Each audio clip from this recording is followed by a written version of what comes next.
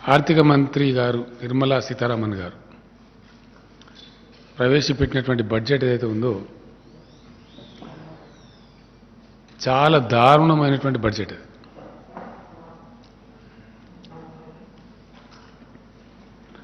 ఆ బడ్జెట్ ప్రవేశపెట్టేటప్పుడు దురదృష్టం ఏంటంటే ఆమె మహాభారతంలోని శాంతి పర్వంలో ఉండేటువంటి శ్లోకాలు కోట్ చేసింది. శ్లోకం నంబర్ కూడా చెప్పింది. శాంతి పర్వంలో ఉండేటువంటి శ్లోకం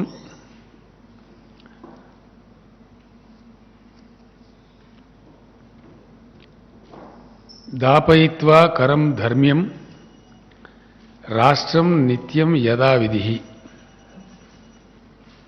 ఇది భీష్మాచార్యుల వారు అంపశయ్య మీద ఉన్నప్పుడు ధర్మరాజుకు చెప్పినటువంటి సందేశం. ఒక రాజ్యాన్ని రాజు ఎట్లా నడపాలా, ఎంత ధర్మనిష్టతో ఎంత కర్తవ్యనిష్టతో నడపాలా, ఎంత గొప్పగా తీసుకొని పోవాలని చెప్పినటువంటి ధర్మ సందేశం. మనం కూడా రోజు చూస్తాం కదా, పూజలలో ఒక యాగం చేసినప్పుడు కానీ ఒక పూజ చేసినప్పుడు కానీ అంత అయిపోయిన తర్వాత ఒక గొప్ప క్రతువు యాగం చేసినా కూడా ఏం చేస్తారంటే అయిపోయిన తర్వాత ఒక శాంతి మంత్రం చెప్తారు, క్షమాపణ మంత్రం చెప్తారు. తర్వాత లోకహితాన్ని కోరుతూ ఒక మంత్రం చెప్పి ముగిస్తారు. జనరల్గా స్వస్తి ప్రజాభ్యాం పరిపాలయంతాం న్యాయేన మార్గేణ మహిం మహిషాం గోబ్రాహ్మణేన శుభరస్తు నిత్యం లోకా సమస్త సుఖినో భవంతు అని చెప్తాం. ఇది కూడా అట్లాంటిదే.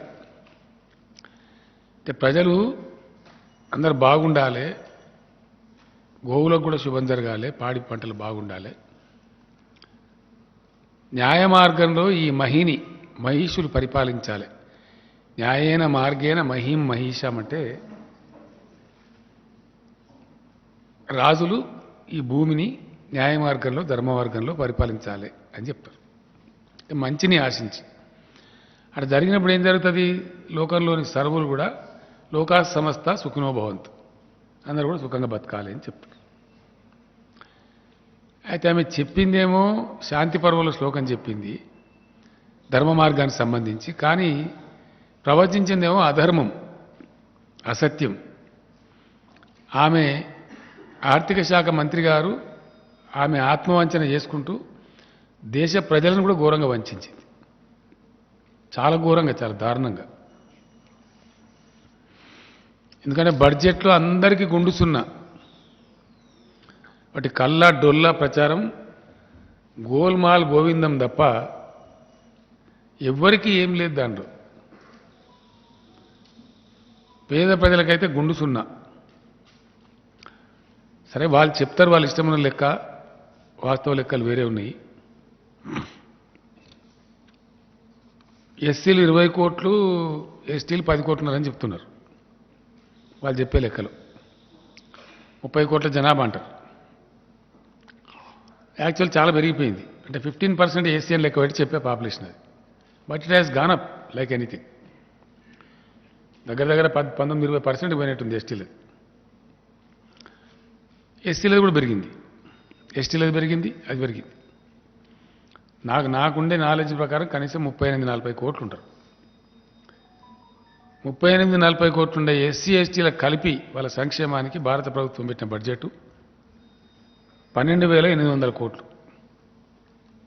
ఇంతకన్నా సిగ్గుసరం ఇంకోటి ఉండదు. ఇక ఇంతకన్నా దుర్మార్గమైనటువంటి దళితులు గిరిజనుల సంక్షేమం పట్ల ఈ కేంద్ర ప్రభుత్వానికి ఎంత చిత్తశుద్ధి ఉంది, ఇంతకన్నా దౌర్భాగ్యం ఇంకోటి ఉండదు. తెలంగాణలో ప్రస్తుతం మన ఎస్సీ ఎస్టీ సప్లాన్, ఒక చిన్న రాష్ట్రం మనం, మన రాష్ట్రంలో ఎస్సీ ఎస్టీ సప్లాన్ అంటే మనకి దళిత బంధు వేరే, ఇక చాలా ఉంటాయి వేరే. అవి కాకుండా 33,611 కోట్లు మొత్తం దేశ దళితులకు పెట్టిన, జనాభాకు పెట్టిన డబ్బు ఒక రాష్ట్ర బడ్జెట్ కూడా సమానం కాదు. అది గిరిజనుల పట్ల, దళితుల పట్ల బీజేపీ ప్రభుత్వానికి ఉన్నటువంటి చిత్తశుద్ధి, ఇవి ఫిగర్స్ కదా, వాళ్ళు చెప్పిన ఫిగర్స్, నేనేమి ఆరోపణ పెడతలేను. బడ్జెట్లో వాళ్ళు స్వయంగా ఇలా కేంద్ర మంత్రి గారు ప్రకటించినటువంటి యావత్తు దేశం సాక్షిగా పార్లమెంట్ ప్రకటించినటువంటి ఫిగర్స్ నేను చెప్పేది. మావి కూడా ఫిగర్సే. 33,611 కోట్లు అనేది ఇవి ఫిగర్సే, రెండు కూడా ఫిగర్సే. ఇదేం స్టోరీలో వాటి మాయా మచ్చిదనం గోల్మాల్ గోవిందం కాదు, హార్డ్ ఫ్యాక్ట్స్.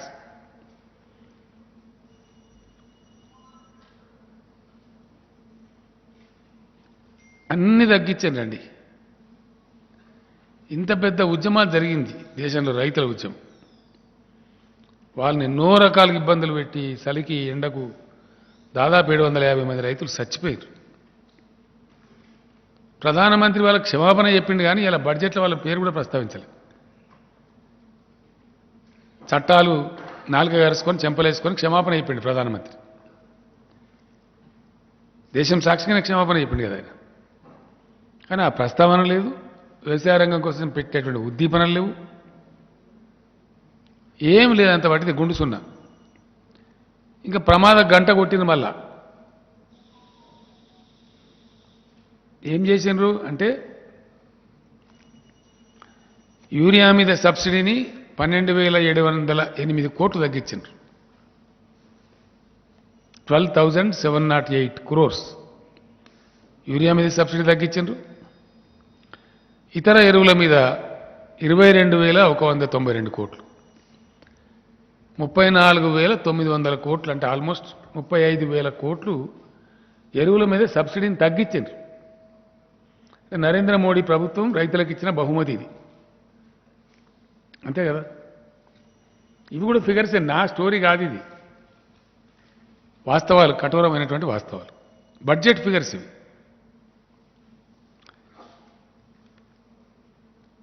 గ్రామీణ ఉపాధి, ఎంప్లాయ్మెంటు అన్ఎంప్లాయ్మెంట్ దేశంలో బాగా పెరిగిపోయింది, ఘోరంగా ఉన్నది పరిస్థితి.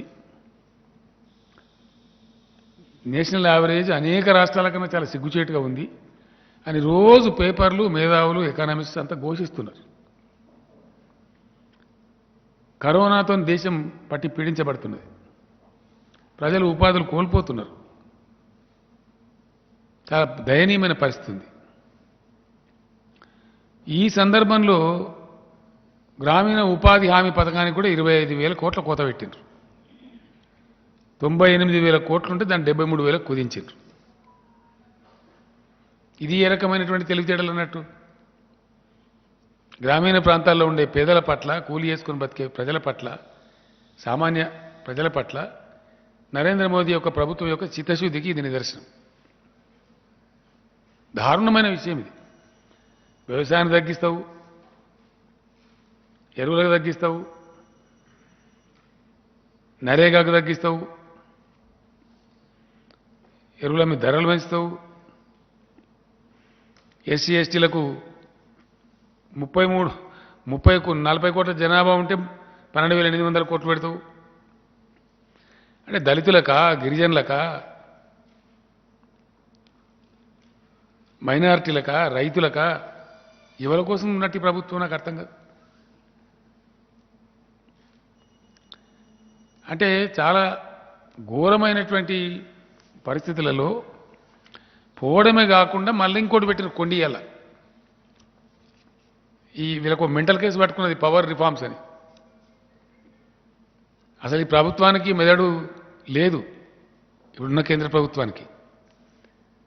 వాళ్ళు అవలంబించేది very bad power policy, very bad, the worst power policy. FRBM పరిమితులు పెడితే రాష్ట్రాలకు విద్యుత్ సంస్కరణలు అమలు చేస్తే 5%, 0.5% ఇస్తామంటారు. విద్యుత్ సంస్కరణ అంటే ఏంది? వ్యవసాయ రంగానికి ఛార్జీలు పెట్టాలి, ఇది చెప్పేదంతా. మీకేమో విద్యుత్ సంస్కరణ అని చెప్పుడు. అసలు సంగతి ఏంటంటే మీటర్లు పెట్టి దంచి ముక్కు వెండి రైతుల దగ్గర కరెంటు బిల్లు వసూలు చేయమంటాడు. అసలు సంగతి అది. దానికి ఏదో అందమైన పేరు పెట్టి షుగర్ కోటెడ్ క్యాప్సూల్. చాలా తెలివి తక్కువ ప్రభుత్వం ఉంది ఇప్పుడు దేశంలో, చాలా తెలివి తక్కువ మెదడు లేని ప్రభుత్వం ఉంది. నేను చెప్తా విషయాలన్నీ, ఫిగర్ చెప్పాలి, బడ్జెట్ కాబట్టి సందర్భం కాబట్టి ఇవి చెప్తున్నాను. అసలు సంగతి ఇంకా ముందుకు సానుంది నేను చెప్పేది.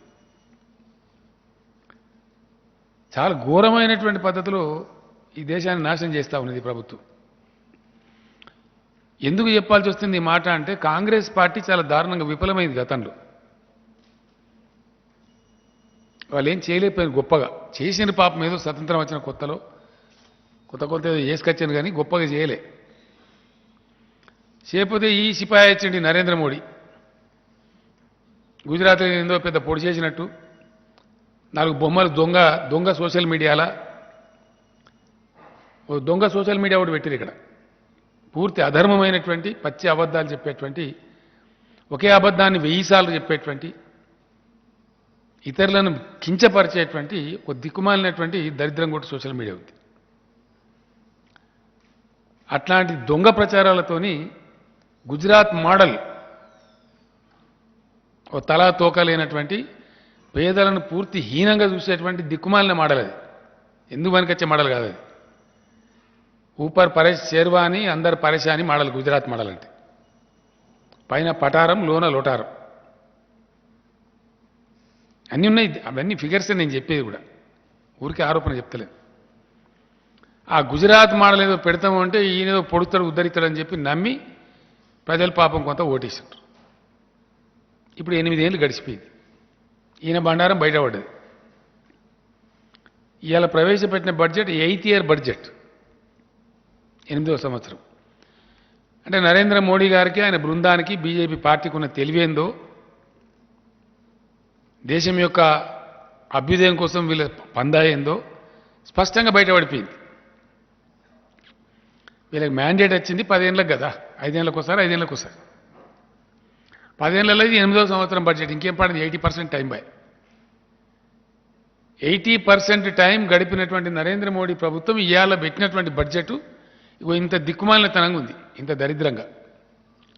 రైతులకు మొండి చేయి, పేదలకు మొండి చేయి, ఎంప్లాయ్మెంట్ తగ్గిపోతుందంటే ఉపాధి హామీకి నిధులు కట్టు, అన్నిటిని మించి చాలా ఎంత భావదారిద్ర్యంతో, ఎంత షార్ట్ సైటెడ్ కుర్స ప్రభుత్వం ఉంది అంటే కేంద్రంలో ఇయ్యాల. ఈ దేశం యొక్క దురదృష్టం అండి.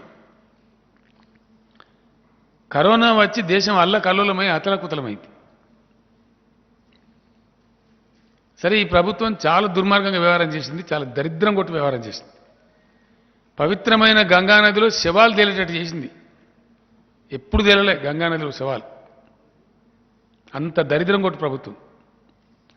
లక్షల మంది ప్రజలకు రైలు టికెట్ కూడా ఇవ్వలే కనీసం. అంత నిర్దాక్షిణ్యంగా వ్యవహారం చేస్తే 1000 కిలోమీటర్లు నడిచి వేలాది మంది చచ్చిపోయారు పాపం. నేషనల్ హైవేల మీద చచ్చిపోయారు, పిల్లా పాపలతో చచ్చిపోయారు. అంత దరిద్రం కొట్టి ప్రభుత్వం. కరోనాలో వీళ్ళు చేసిన వ్యవహారం ఎంత దరిద్రంగా ఉందో మనందరికీ తెలుసు, దేశం ప్రపంచమంతా చూసింది. నేను ఎందుకింత ఆక్రోశపడుతున్నా, ఎందుకింత బాధపడుతున్నా అంటే, మనకు కూడా మిడతలు వస్తాయని చెప్పి మనము భయపడ్డాం. మన దాకా రావు. యాక్చువల్గా రాజస్థాన్, గుజరాత్ ఇంటర్నేషనల్ బార్డర్లో సెంట్రల్ ఏషియా నుంచి వస్తాయి. Central Asia, Afghanistan, via Pakistan, మన ఇండియన్ బార్డర్కి వచ్చిపోతాయి అవి. ఎప్పుడైనా కానీ మన దగ్గర దాకా రావు. కానీ పోయినసారి విచిత్రంగా అవి హర్యానాలో వచ్చి, మధ్యప్రదేశ్కి వచ్చి, మహారాష్ట్రకి వచ్చి, మన విదర్భ బార్డర్ దాకా వచ్చినాయి, మన ఛత్తీస్గఢ్ బార్డర్ దాకా వచ్చినాయి. మనకు కూడా వస్తాయని భయపడి మనం అంతా సన్నద్ధమై ఫైర్ ఇంజన్లు అవన్నీ పెట్టినాం అక్కడ. ఆ సందర్భంలో ఎంటమాలజిస్టులు వచ్చిండ్రు, సెంట్రల్ గవర్నమెంట్ వాళ్ళు, మన స్టేట్ గవర్నమెంట్ వాళ్ళు. నేను వాళ్ళకి ఏం చేసినా అంటే, మనం కాపాడుకోవాలి కదా మన పంటలు, ఇప్పుడిప్పుడే మనం బాగుపడుతున్నాం తెలంగాణ అని, మీరు పోయి బార్డర్ మీదే ఉండరు నాయన అని చెప్పి వాళ్ళకు హెలికాప్టర్ స్పెషల్గా ఇచ్చి, మన ఎన్టీపీసీలో సింగరేణి కాలేజ్ గెస్ట్ హౌస్ సూట్లు ఏర్పాటు చేసి, వాళ్ళకి భోజనాలు ఏర్పాటు చేసి, ఆదిలాబాద్ బార్డర్ అక్కడ దగ్గర అవుతుంది కదా మహారాష్ట్ర బార్డర్, అక్కడనే పెట్టి వాళ్ళకి చాలా అన్ని వసతులు మంచిగా ఏర్పాటు చేసి వాళ్ళని చాలా గౌరవంగా చూసుకొని పెట్టినాం. సరే, వాటిని వాళ్ళే చంపేసిండ్రు. ఎవరు మహారాష్ట్ర, ఛత్తీస్గఢ్, మధ్యప్రదేశ్ వాళ్ళే చంపేసిండ్రు. అదృష్టం కొద్దీ మనకు రాలేదు, మనం బచాయించాం ఆ ప్రమాదం నుంచి. తర్వాత వాని ఇక్కడికి వచ్చారు. ఒక రివ్యూ మీటింగ్ జరుగుతుంది. నేను అమాయకంగా, నాకు తెలియదు, ఎందుకంటే నాకు ఆ విషయంలో నాకు పరిజ్ఞానం లేదు. లేక నేను అడిగిన, ఇంత సాంకేతిక యుగము ఇంత శాస్త్ర పరిజ్ఞానం వచ్చింది ప్రపంచానికి, వీటిని నిర్మూలించవచ్చు కదా, ఈ మిడతల బాధ లేకుండా ప్రపంచానికి చేయొచ్చు కదా అంటే చేయలేం సార్ అన్నారు వాళ్ళు. ఎవరు? ఎంటమాలజిస్టులు. ఎందుకు చేయలేరు అంటే వాళ్ళు ఏం చెప్పినంటే, సార్ మానవ జాతితో పాటు ఇవన్నీ ఉంటాయి, ఇప్పటికున్న పరిజ్ఞానం మేరకు, మనుషులకు అందినటువంటి విజ్ఞానం మేరకు, శాస్త్ర పరిశోధనలు తేల్చినటువంటి ఫలితాల మేరకు ఇప్పటికి అర్థమైంది ఏంటి అంటే, humans came to the globe 4 lakh years ago. 4 లక్షల ఏళ్ల క్రితం మనుషులు వచ్చిరని చెప్తారు.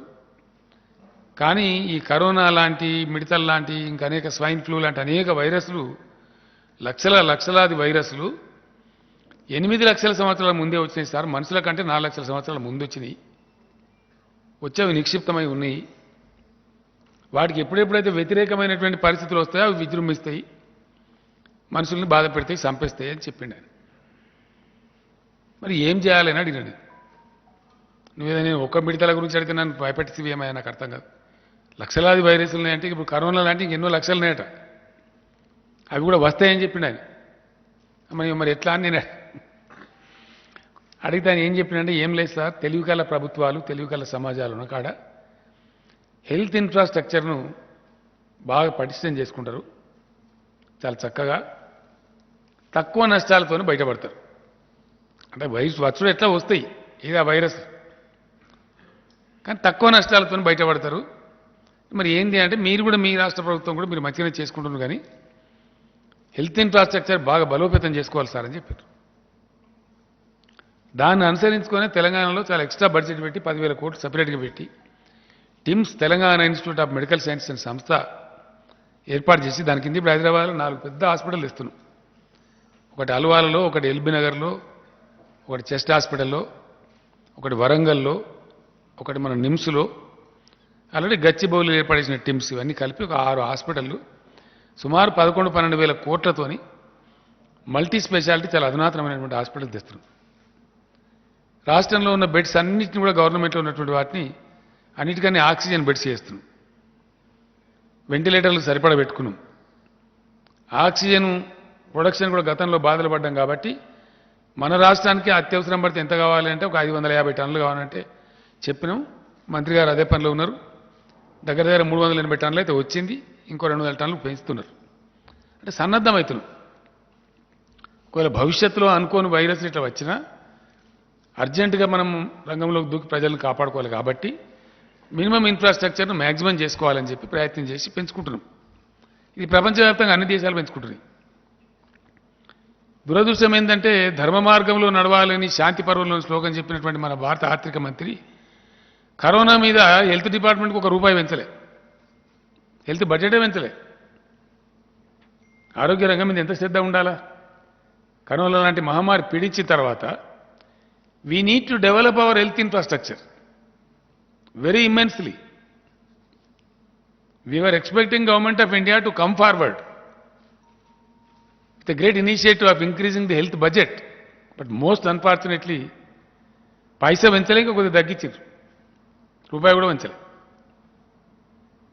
అంటే మరి దేనికి చేసినట్టు వీళ్ళు? సాంఘిక సంక్షేమం లేదు, రైతు సంక్షేమం లేదు, పేదల సంక్షేమం లేదు, నిరుద్యోగ సమస్య మీద లేదు, హెల్త్ ఇన్ఫ్రాస్ట్రక్చర్ లేదు, ఎడ్యుకేషన్ రూపాయి వెంచలే.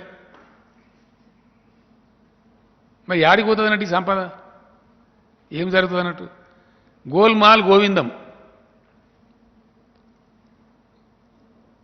బ్యాంకుల అప్పులు తీసుకొని 1,000 కోట్లు, లక్షల కోట్లు ముంచిపోయిన వాళ్ళకి ఇస్తారు సబ్సిడీలు.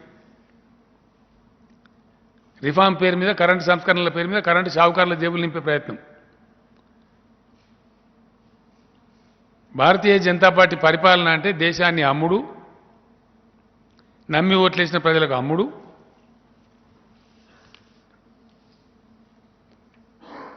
మత పిచ్చి లేపుడు, దాంతో రాజకీయ పబ్బం గడుపుకునుడు, మంది మీద వాడి ఏడ్చుడు.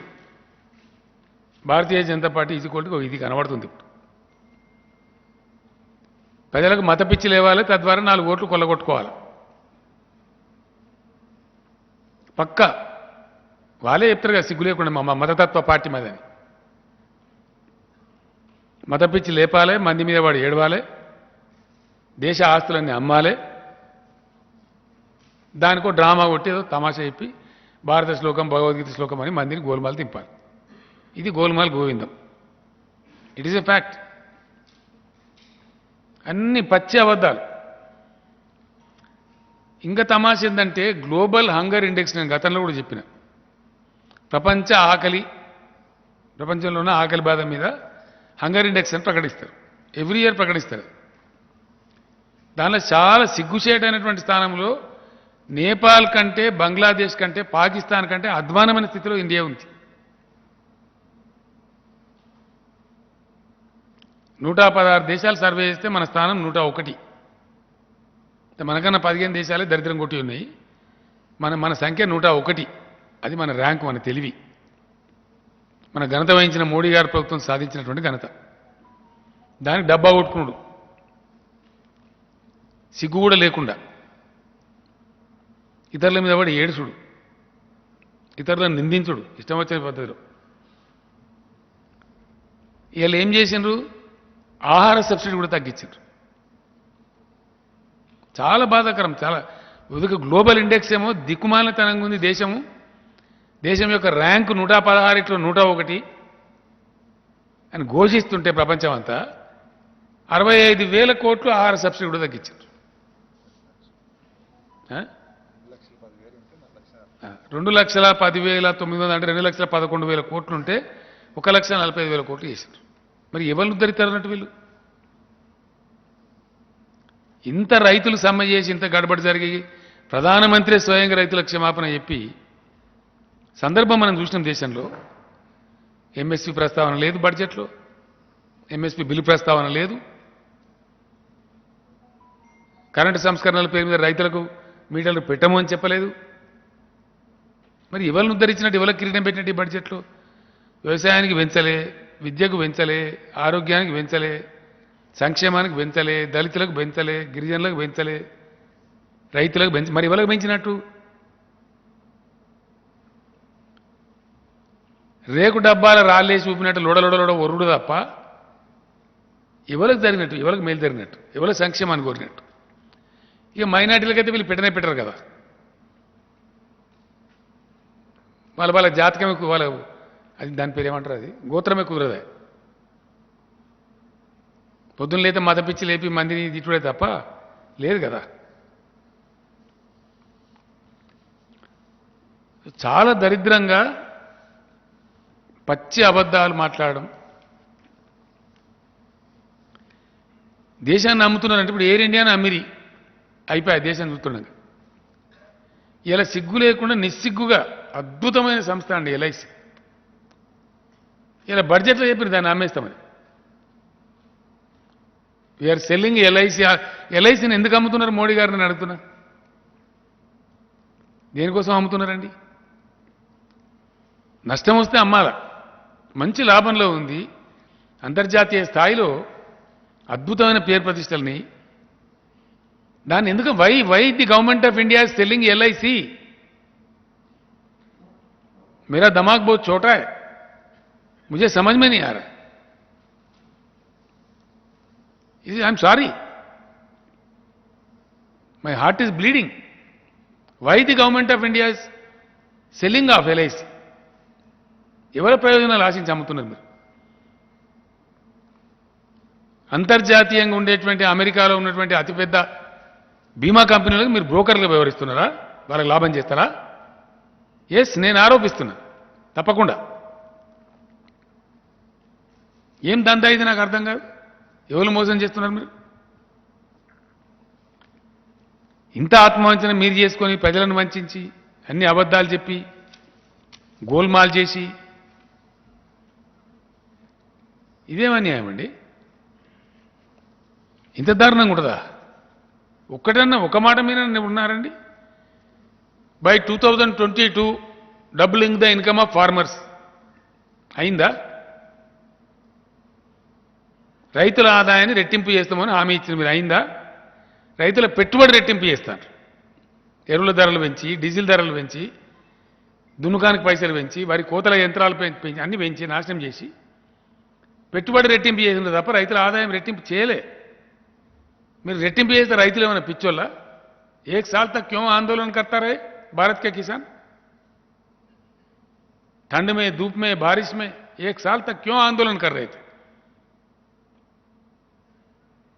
क्या किसानों को कुत्ता काटा था? अन्य अबद्धम. హౌసింగ్ ఫర్ ఆల్ పచ్చి బోకస్. ఏదండి అయిందా housing for all? By 22 housing for all. ఇది గోల్మాల్ అని నేను అంటున్నా. వాస్తవం కాదా? ప్రతి ఇంటికి 15 లక్షలు ఇస్తాం, నల్లధనం తెస్తాం. తెచ్చిండ్రా? చెప్పిన నల్లధనం దేలే. ఉల్టా మీ హయాముల్ని అతి ఎక్కువ బ్యాంకు మోసగాలందరినీ విదేశాలకు పంపించారు మీరు. వాళ్ళ పేర్లు ఏంటంటే ఉన్నాయి అన్ని. నీరవ్ మోదీ, మన్ను మోదీ, ఎవడో షోక్సీ, బిక్సే, ఆ పేపర్లలో వస్తాయి. ఆ విజయ్ మాల్యా, ఇంకెవడో ఉన్నాడు. గజ దొంగలు, బ్యాంకు దోపిడిగాళ్ళు, బ్యాంకులను ముంచిన వాళ్ళందరూ మీ హయాంలో వేరే దేశంలో పోయి మంచిగా హ్యాపీగా ఎంజాయ్ చేస్తున్నారు. బ్లాక్ మనీ వాళ్ళందరినీ బయటికి పంపిన గనులు మీరు. మీరు బ్లాక్ మనీ తేలే 15 రూపాయలు కూడా వనికి ఇయ్యలే. 15 లక్షలు ఇస్తామని పచ్చబద్దాలు చెప్పారు. మీరే కదా చెప్పిన 15 లక్షలు ఇస్తామని, మేము చెప్పలే కదా.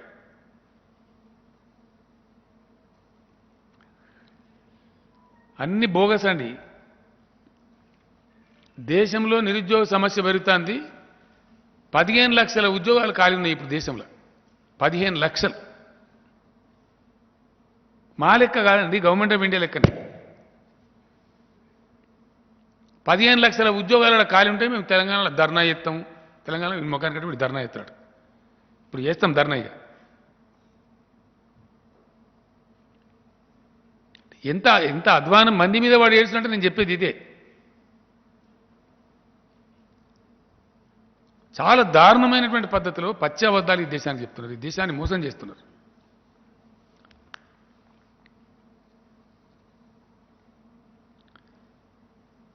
చాలా బాధాకరం ఏంటంటే, చాలా దుఃఖకరం ఏంటంటే,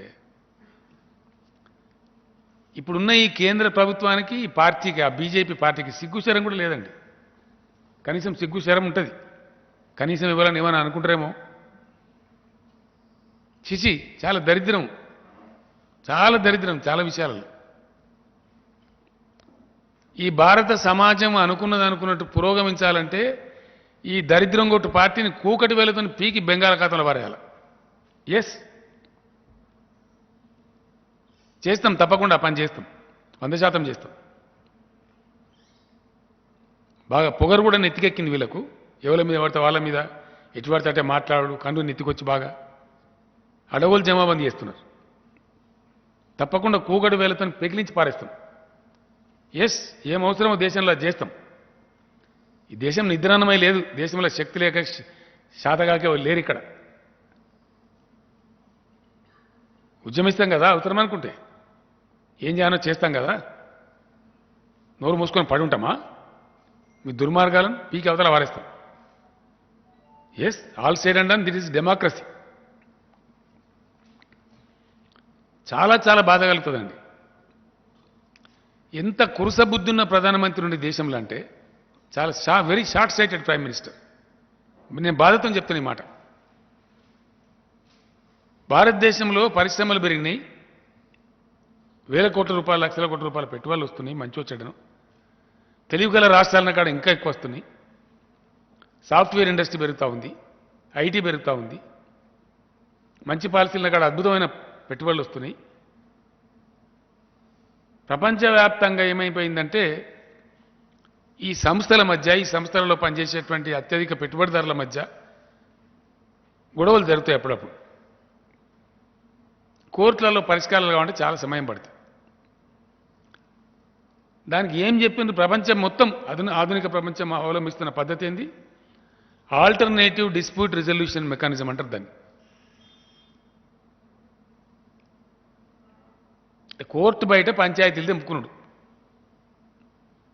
కోర్టులలోని సంవత్సరాలు, దశాబ్దాలు వెయిట్ చేయడం కాకుండా ఆల్టర్నేటివ్ డిస్ప్యూట్ రిజల్యూషన్ మెకానిజం అని అంటారు దాన్ని. యావత్ ప్రపంచం అవలంబిస్తుంది. అది దాని నుంచి పుట్టుకొచ్చిందే మన Lokayukta. Out of the court అక్కడ పరిష్కారం చేసుకుంటారు.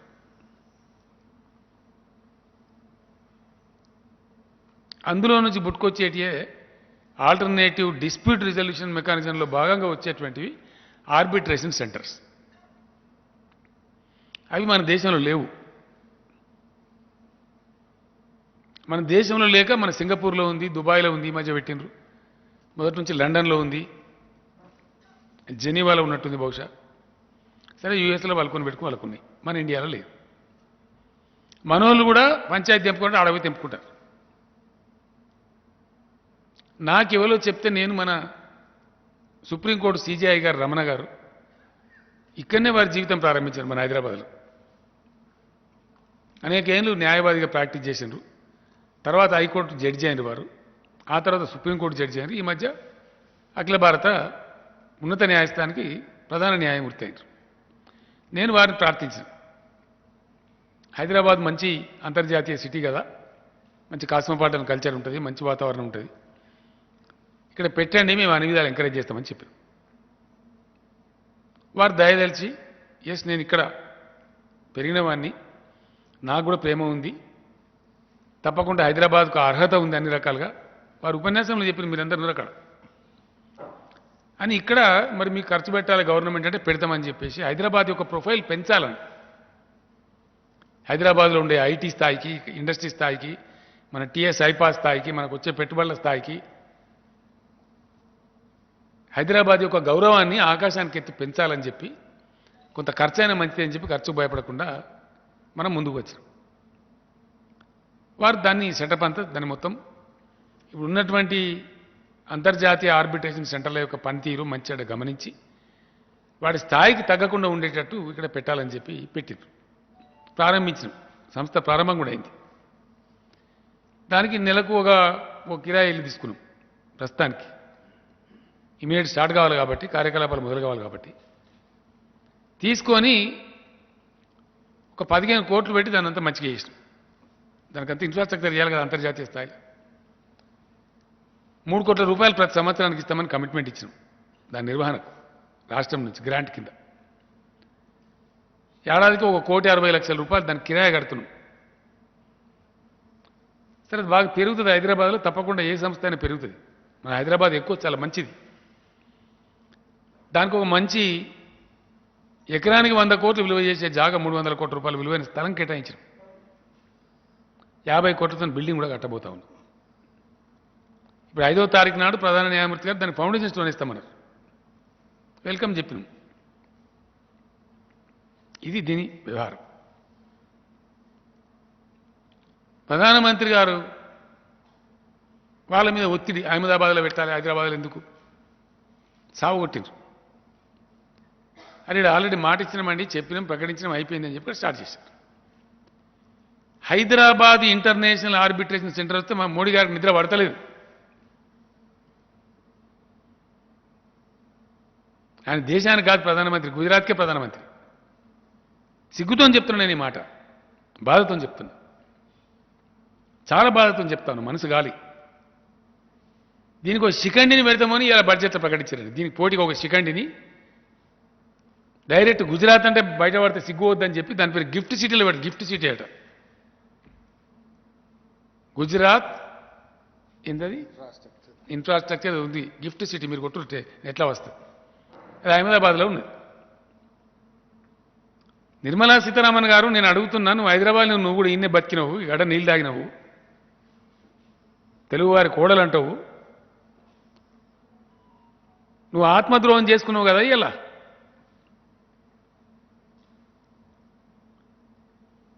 మన హైదరాబాద్ యొక్క ఇంటర్నేషనల్ ఆర్బిట్రేషన్ సెంటర్కు శిఖండిని తెచ్చిపెట్టింది ఇలా మోడీ గారు అహ్మదాబాద్లో. శాంతి పర్వం శ్లోకం చెప్పినవే, నీ ఆత్మ ఘోషించలేదా? ధర్మం గురించి చెప్తూ ఇంత అధర్మమా? హైదరాబాద్ యువకులారా, హైదరాబాద్ మేధావులారా, ఆలోచన చేయాలి మీరుగా. ఈ బీజేపీ నీతి ఏంది? ఇంత సిగ్గుమాలిన ప్రభుత్వం.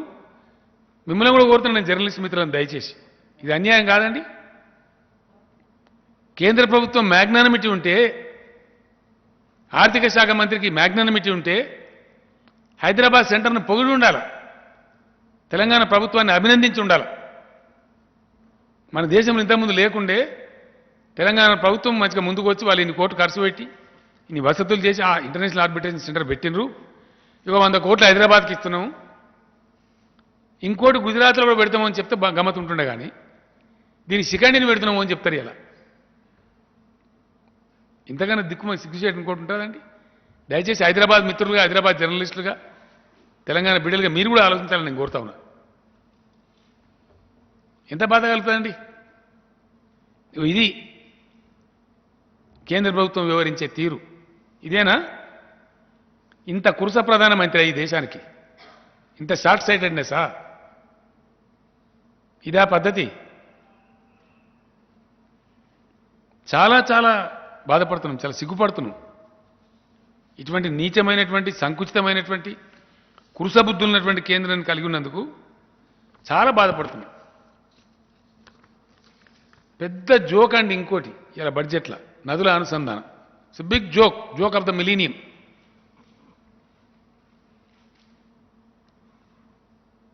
ఎంత ఆత్మవంచన అంటే ఇలా బడ్జెట్లో చెప్పేది అంతా అబద్ధమే. క్రిప్టో కరెన్సీ మీద 30% పన్ను వసూలు చేస్తాం. తలా తోక ఉందేమన్నా? మైండ్ ఉందా అసలు కేంద్ర ప్రభుత్వానికి?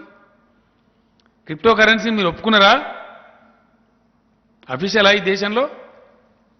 What is your answer Shrimati Nirmala Sitharaman garu? I'm asking the honourable prime minister, what is the answer? Are you accepting crypto currency in this country? Is it official? Make it clear. Otherwise బుర్ర లేకుండా ఎట్లా చెప్పినావు ఇవాళ 30% ట్యాక్స్ వసూలు చేస్తాను? ఏ పద్ధతిలో చెప్పినావు? దాని ప్రాతిపదిక ఏంది అసలు? It should be made clear that whether government of India is accepting the cryptocurrency in the country. What nonsense it is. Is it not senseless? हम जो भी कह सकते हैं, जो भी कर सकते हैं, ये क्या बात है? इस देश के नागरिक होने के नाते, इस देश के एक जिम्मेदार मुख्यमंत्री होने के नाते मैं पूछ रहा हूं केंद्र सरकार को, यह मेरा हक बनता है, मैं पूछना चाहता हूं और पूछ रहा हूं, क्या इस देश की सरकार क्रिप्टो करेंसी को मान रही है, ऑफिशियलाइज कर रही है? आपने खुद कहा हम क्रिप्टो करेंसी को नहीं मानते, कुछ ही दिन पहले कहे थे. మీకు తెలుసు, మీరంతా జర్నలిస్ట్ మిత్రులు, మీరే రాసిన వార్తలు. आज बजट में कहते हैं कि 30% टैक्स लगाएंगे. क्या मतलब हो गया? कुछ दिमाग है इस केंद्र सरकार को? ये दिमाग रखने वाले करने की बात है. किसको कंफ्यूज कर रहे हैं आप इस देश में? किधर ले जाना चाह रहे हैं इस देश को?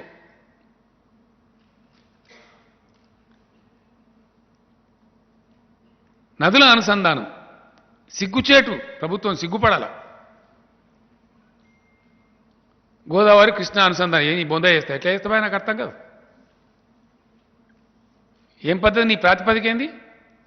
స్ట్రేట్ క్వశ్చన్ అడుగుతాను నేను గవర్నమెంట్ ఆఫ్ ఇండియా, ప్రధానమంత్రి నరేంద్ర మోడీ. ఏ అధికారంతో నువ్వు చెప్పినావు గోదావరి కృష్ణ కావేరి అనుసంధానం చేస్తాను? Under watt power? గోదావరి మీద ట్రిబ్యునల్ తీర్పు ఉంది. ఆ తీర్పు ప్రకారంగా ఒకసారి తెలుగు రాష్ట్రాలలోకి ఎంటర్ అయిన గోదావరి, అంటే ప్రస్తుతం తెలంగాణ, ఆంధ్రప్రదేశ్, ఇక్కడ ఎంటర్ అయిన గోదావరిలో వచ్చే ప్రతి డ్రాప్ మీద అధికారం తెలుగు రాష్ట్రాలకే ఉంటుందని ట్రిబ్యునల్ తీర్పు ఉంది. గోదావరి బచావో ట్రిబ్యునల్ తీర్పు. వాటర్ ట్రిబ్యునల్ తీర్పు అంటే సుప్రీంకోర్టు జడ్జిమెంట్కు సమానం. దాన్ని ఉల్లంఘించడానికి అధికారం ఎవరికి లేదు.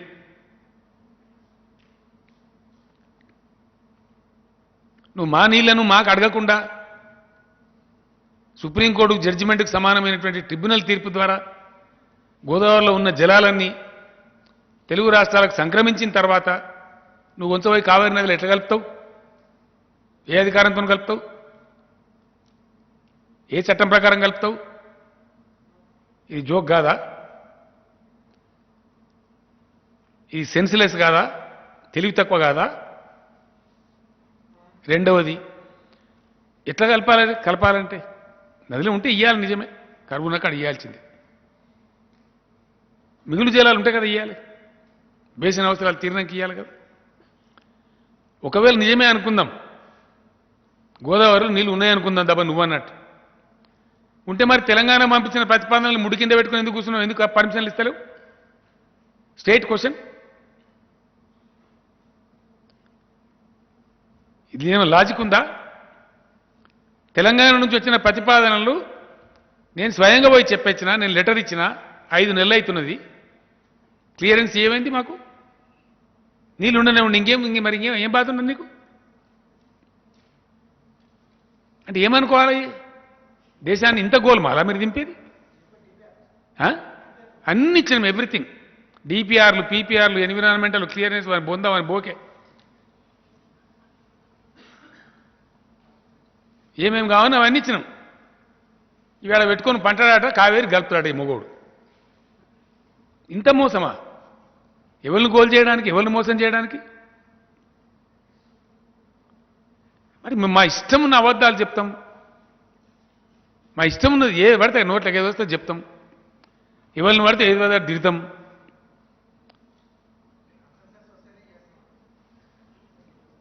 అట్లా కాదండి. నీ ప్రాతిపదిక ఏంది అని, ఏ ప్రాతిపదిక? మిగిలిన నీళ్ళు ఉన్నాయని చెప్తున్నావు, లేకపోతే ఎన్ని మిగిలినాయని చెప్తున్నావు? ఇన్ని నీళ్ళు ఉన్నాయని చెప్తున్నావు? తెలంగాణ ఆంధ్ర అవసరాలను తీరిపోయినాయా? ఇక మొత్తం ఇచ్చినావా? ఇయ్యంగా మిగిలినాయా? ఏ ప్రాతిపదిక? అంటే నేను చెప్తా కాబట్టి నా ఇష్టమా? నేను రేకు డబ్బాల రాళ్ళేసి ఊపినట్టు లొడలొడ ఊపినట్టు ఎందుకంటే నువ్వు ఇందుకే ఒక బాధ్యత గల కేంద్ర ప్రభుత్వం ఏదైనా చేస్తామంటే ఎట్లా చేస్తామో చెప్పాలా, ప్రాతిపదిక ఏందో చెప్పాలా.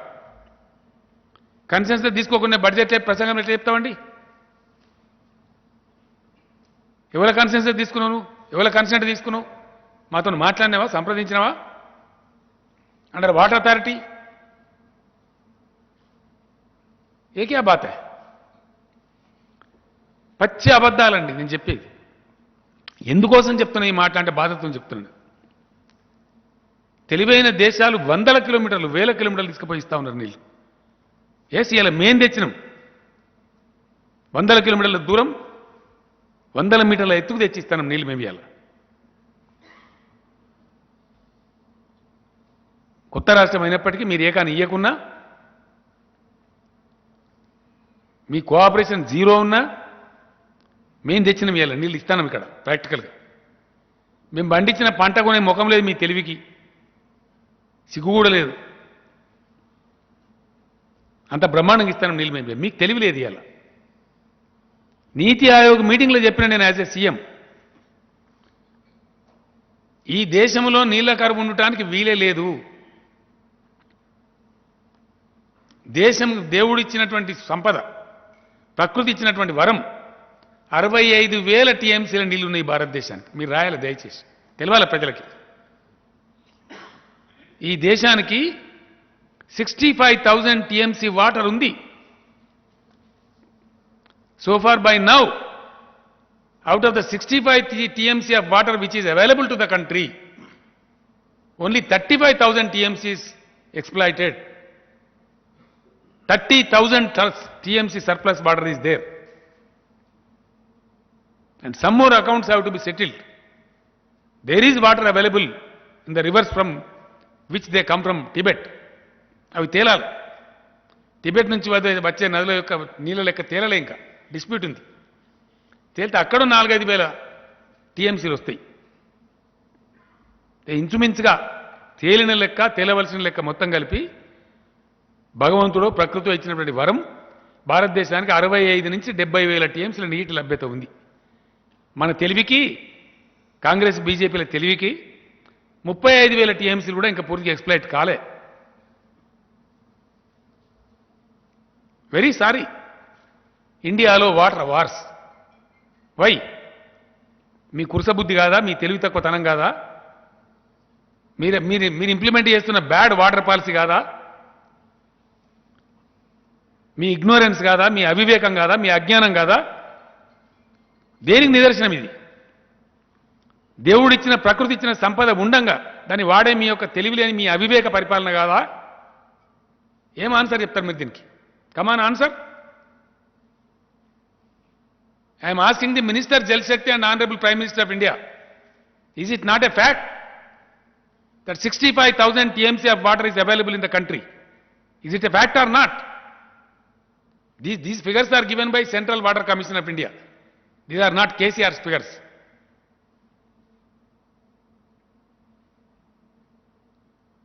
आज बजट देखने के बाद, बजट स्पीच देखने के बाद आक्रोश होके मैं ये सब कह रहा हूं। बहुत दुख हुआ मुझे, क्योंकि इस देश के हम भी हिस्सा है, हम भी नागरिक है देश के। ఇక్కడ ఏముందండి, ఎన్నోసార్లు చెప్పినాం, వందల సార్లు చెప్పినాం, ప్రోగ్రెసింగ్ స్టేట్స్ను ప్రోగ్రెస్ కానియండి, అద్భుతమైన పరుగులు తీసేటువంటి రాష్ట్రాల కాలాల కట్టెలు పెట్టకండి.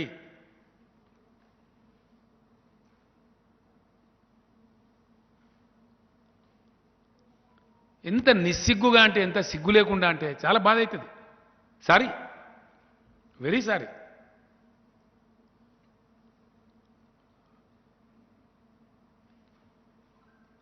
ఇంత సిగ్గుమాలిన పార్టీ, ఇంత సిగ్గుమాలిన ప్రపంచం, ఇంత దుర్మార్గమైన ప్రభుత్వం నేను చూడలేదండి ఇదివరకు ఇండియాలో.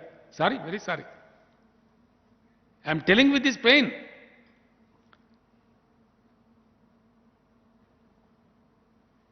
నీళ్ళ విషయంలో ఇది వీళ్ళ పాలసీ, దిక్కుమాలిన వీళ్ళ యొక్క బ్యాంకరప్ట్ థింకింగ్. వీళ్ళ పాలసీ లేదు, పాసు లేదు. Because of the bad water policy practiced by government of India, today country suffers for drinking water. ఇంకో పెద్ద బోగస్ వీళ్ళు ప్రకటించేది, దేశాన్ని గోల్మాల్ చేసేది. సిగ్గుపడాల. జల్ శక్తి మిషన్ అంటే బొంద మిషన్ లేదనా పాసు లేదు, అంత బోకస్. నేను చెప్తున్నా కానీ డబ్బాల రాళ్ళేసి లొడలొడ ఊపినట్టు తప్ప జల్ శక్తి మిషన్ ఎంత పెట్టినవరా అంటే 60,000 కోట్లట ఈయన తెలివికి. దాంతో మొత్తం జల్ శక్తి అట, అది మిషని. తెలంగాణ ఎంతనైనా నాకు అర్థంగా 4 కోట్ల జనాభా, మనం నిన్నయాలి. అది కూడా 4 కోట్ల జనాభాకు మిషన్ భగీరథ పెడితేనే 40,000 కోట్లు ఖర్చు అయింది. ఒక తెలంగాణ రాష్ట్రానికి 4 కోట్ల జనాభా 140 కోట్ల కట ఈ మొగోడు 60,000 కోట్లతో జలశక్తి మిషన్ అటది. అది మిషని మేము నమ్మాలి, అడంబడాలి దేశం. ఇంత మోసమా? దీనికి ఇంకా మహాభారతం శాంతి పర్వంలో పద్యాలు చెప్పుడు, శ్లోకాలు చెప్పుడు, సిగ్గు లేకుండా. ఎంత ఆత్మవంచనండి! మహాభారతంలో శాంతి పర్వంలో శ్లోకం కోట్ చేసేటప్పుడు నీ ఆత్మ ఏడవలే నిర్మలా సీతారామన్ గారు? చెప్పేది ధర్మపాలనం, అవలంబించేది అధర్మమా? ఇంతకన్నా అధ్వానమా? ఇంత ఆత్మవంచన్నా, ఇంత ప్రజావంచన్నా? సిగ్గనవడాలి. కానీ ఆ శ్లోకం పేరు తీసుకునే అర్హతన మీ ప్రభుత్వానికి ఉందా? మహాభారతం పంచమ వేదం అంటాం. భారతీయ సంస్కృతిలో భాగంగా మనకు 4 వేదాలని, మహాభారతాన్ని మహాగ్రంథంగా పంచమ వేదం కింద పరిగణిస్తుంది ఈ దేశం. అంత గొప్ప సంస్కారం ఉన్న దేశం.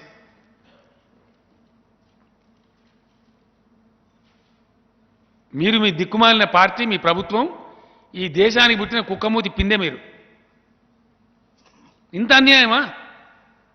సిగ్గనిపించలేదా నిర్మలా సీతారామన్ గారు?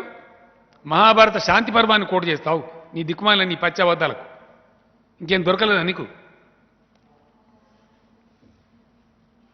వాటికే నేను చెప్పిన దానికి నేను ఎన్ని లెక్కలు చెప్తున్నా, ఫిగర్ చెప్తున్నా పెద్ద దానికి. ఇప్పుడు రేపు ఏం చేస్తారు బీజేపీలో మీకు తెలుసు కదా. సాయి సంసారి, లచ్చి దొంగ, బట్టి అంత వచ్చి పిచ్చోరుడు, ఫిల్దీ లాంగ్వేజ్లో తిట్టుడు. ఇప్పుడు కేసీఆర్ మటుకు 1000 తిట్లు తిడతారు ఇక ఈ దొంగ ముఖం గాలు. దొంగ ముఖం గాలు అంటున్నా నేను. దరిద్రులు ఈ దేశాన్ని పట్టిన దరిద్రం. అందుకే కూకటి వేలతో పీక్ అవతల పడేయాలి. మందికి పుట్టిన బిడ్డను మా బిడ్డను ముద్దాడతారండి దరిద్రులు. నేను చెప్తున్నా కదా, ఇక్కడ మొన్న నేను ఎన్ని బ్యాడ్ ఎక్స్పీరియన్స్ అంటే, ఎంత దుర్మార్గం అంటే, కేసీఆర్ కిట్టనో డిత్తం ఎవడన్నా సిగ్గునోడు చెప్పుకుంటాడంటే ఇది మా పథకం అని. సిగ్గుండన్నా ఏమన్నా? సిగ్గు కూడా లేదా? చిచి, ముఖం మీద ఉమ్మేసినా కానీ సిగ్గు లేదా? అసెంబ్లీలో చెప్తే మీ బయట చెప్తాం అయినా కూడా అందులో 6,000 రూపాయలు మాయే వాని బొందా మీకు తెలియదానే నాకు అర్థం మీరు జర్నలిస్ట్ కాదా ఫైనాన్స్ డిపార్ట్మెంట్లో పోతే లెక్కలు దొరకాయా పాపం ఆయన జిఆర్ స్వామి గారు అని ఇక్కడ హైదరాబాద్లో ఒకటి రామానుజుల వారి విగ్రహం పెట్టి ఆయన పాపం దాన్ని తమిళనాడులో పెడతాను అనుకున్నాడు యాక్చువల్గా హైట్ కావాలంటే ఆ కొండ కావాలని చెప్పి తిరిగిండు అక్కడ ఆ కొండ దొరకలే ఆయన ఇక్కడ అంత అనువుగా దొరకలే ఇక్కడ అడిగితే పాపం ఇక్కడ డొనేషన్ ఇచ్చిండు జాగా ఫ్రీగా ఇచ్చిండ్రు పెద్ద ఎత్తున కావాలి ఆయన ఆయన ఆయన ఆశ్రమం కథా కార్ఖానా దాని దాదాపు 70-80 ఎకరాలు 100 ఎకరాలు జాగా కావాలి ఇక్కడ అడిగితే ఆ మయం రామేశ్వరం అంటే ఆయన భూమిలోకి వెళ్ళి సొంత భూమిలోకి వెళ్ళి ఇచ్చే పాపం 100 ఎకరాలు ఇచ్చింది అక్కడ GR institute of medical sciences ఉంది హోమియోపతి కాలేజీ హోమియోపతి యూనివర్సిటీ చేస్తాను ఇప్పుడు దాన్ని వారి ఆశ్రమం ఉంటుంది అందులో పేదలకు అన్నం పెడతారు ధార్మిక కార్యక్రమాలు చేస్తారు సరే రకరకాల కార్యక్రమాలు అందరు మఠాలు చేసినట్టు ఆయన మఠం చేస్తారు అది హిందూ ధర్మం లోపల ఉండేటువంటి వైష్ణవ సాంప్రదాయానికి ప్రతీకగా ఉండేటువంటి ముచ్చట రామానుజాచార్యుల వారు వెనకడ హిందూ మతంలో కొద్దిగా పెడదూరని పెడితే దాని అట్లా కాదా బాబు భగవంతుడు అంటే అందరికీ చెంది ఉండాలి కులాలు మతాలు ఉండకూడదు దరిద్రము తీసేయాలని చెప్పి ఆయన హీ వాజ్ ఎ రెవల్యూషనరీ రామానుజుల వారు రెవల్యూషనరీ మొత్తం మంది ప్రజలకు అనుకూలంగా ఉంటే దేవుడు కానీ కొంతమందికి గుళ్ళకి రావద్దంటే వాడేం దేవుడా అటువంటి దేవుడు నాకు అవసరం లేదు అని అందరినీ మొత్తం దళితులు మొత్తం అంతా ఆలయం రావాలి మంచిగా చెప్పాలని చెప్పిన మహనీయుడు రామానుజాచార్యుల వారు అందుకే ఆ మూర్తి పేరు సమతా మూర్తి అని పేరు పెట్టింది దాని వెనుక ఫిలాసఫీ ఉంది వాటికనే పెట్టలే ఆ సమతామూర్తి యొక్క విగ్రహం పెట్టాలంటే చాలా గొప్పగా పాపం 10 ఏళ్ళ వాళ్ళు తిప్పరాడు వాటి నాకు తెలుసు నేను ఎన్నోసార్లు పోయించిన ఎవరు చేస్తారా భయ అంటే వాళ్ళ పాపం సొంతం పైసా కూడా పెట్టి జమ చేసుకొని చైనాలో పోయి ఆర్డర్ ఇచ్చి ఆ విగ్రహం తెప్పించారు పాపం సర్వ తిప్పలవాడి రూపాయి జమ చేసి చెమట పడిపి కట్టారు ఎవ్వడు ఏ కానీ ఇయలే దానికి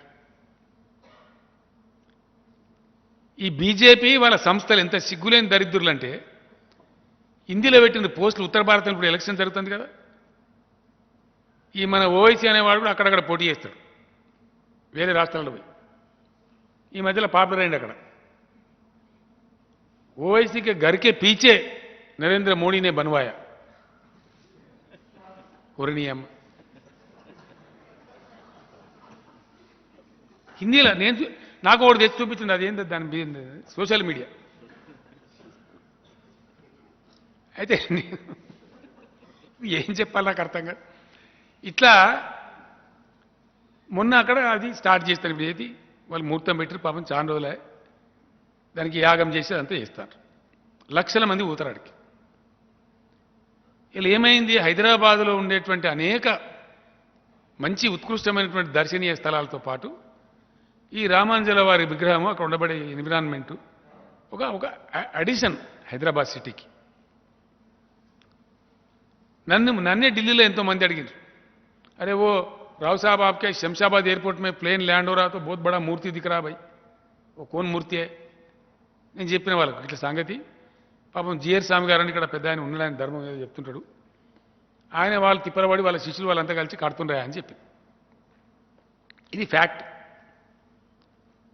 నాకు తెలుసు అక్కడ మంది వస్తారు చాలా పెద్ద యజ్ఞము కథ జరుగుతుంది కాబట్టి ఇన్ఫ్రాస్ట్రక్చర్ మంచిగా ఉందా వస్తారా సస్తారా మరి పార్కింగ్ ఏర్పాట్లు మంచిగా పెట్టినరా అని ఈ మధ్య నేను కూడా పోయినా నాతో పాటు హరీష్ రావు వచ్చిండు ప్రశాంత్ రెడ్డి వచ్చి ఇంకెవరో మన మినిస్టర్లు ఆ కరెంటు మంచినీళ్ళు వ్యవస్థ సరిగా ఉందా అని చెప్పిపోయింది ప్రజలు వచ్చినప్పుడు చేయాలి కదా మన బాధ్యత కదా రేపు కూడా పెద్ద ఇంటర్నేషనల్ అట్రాక్షన్ అవుతుంది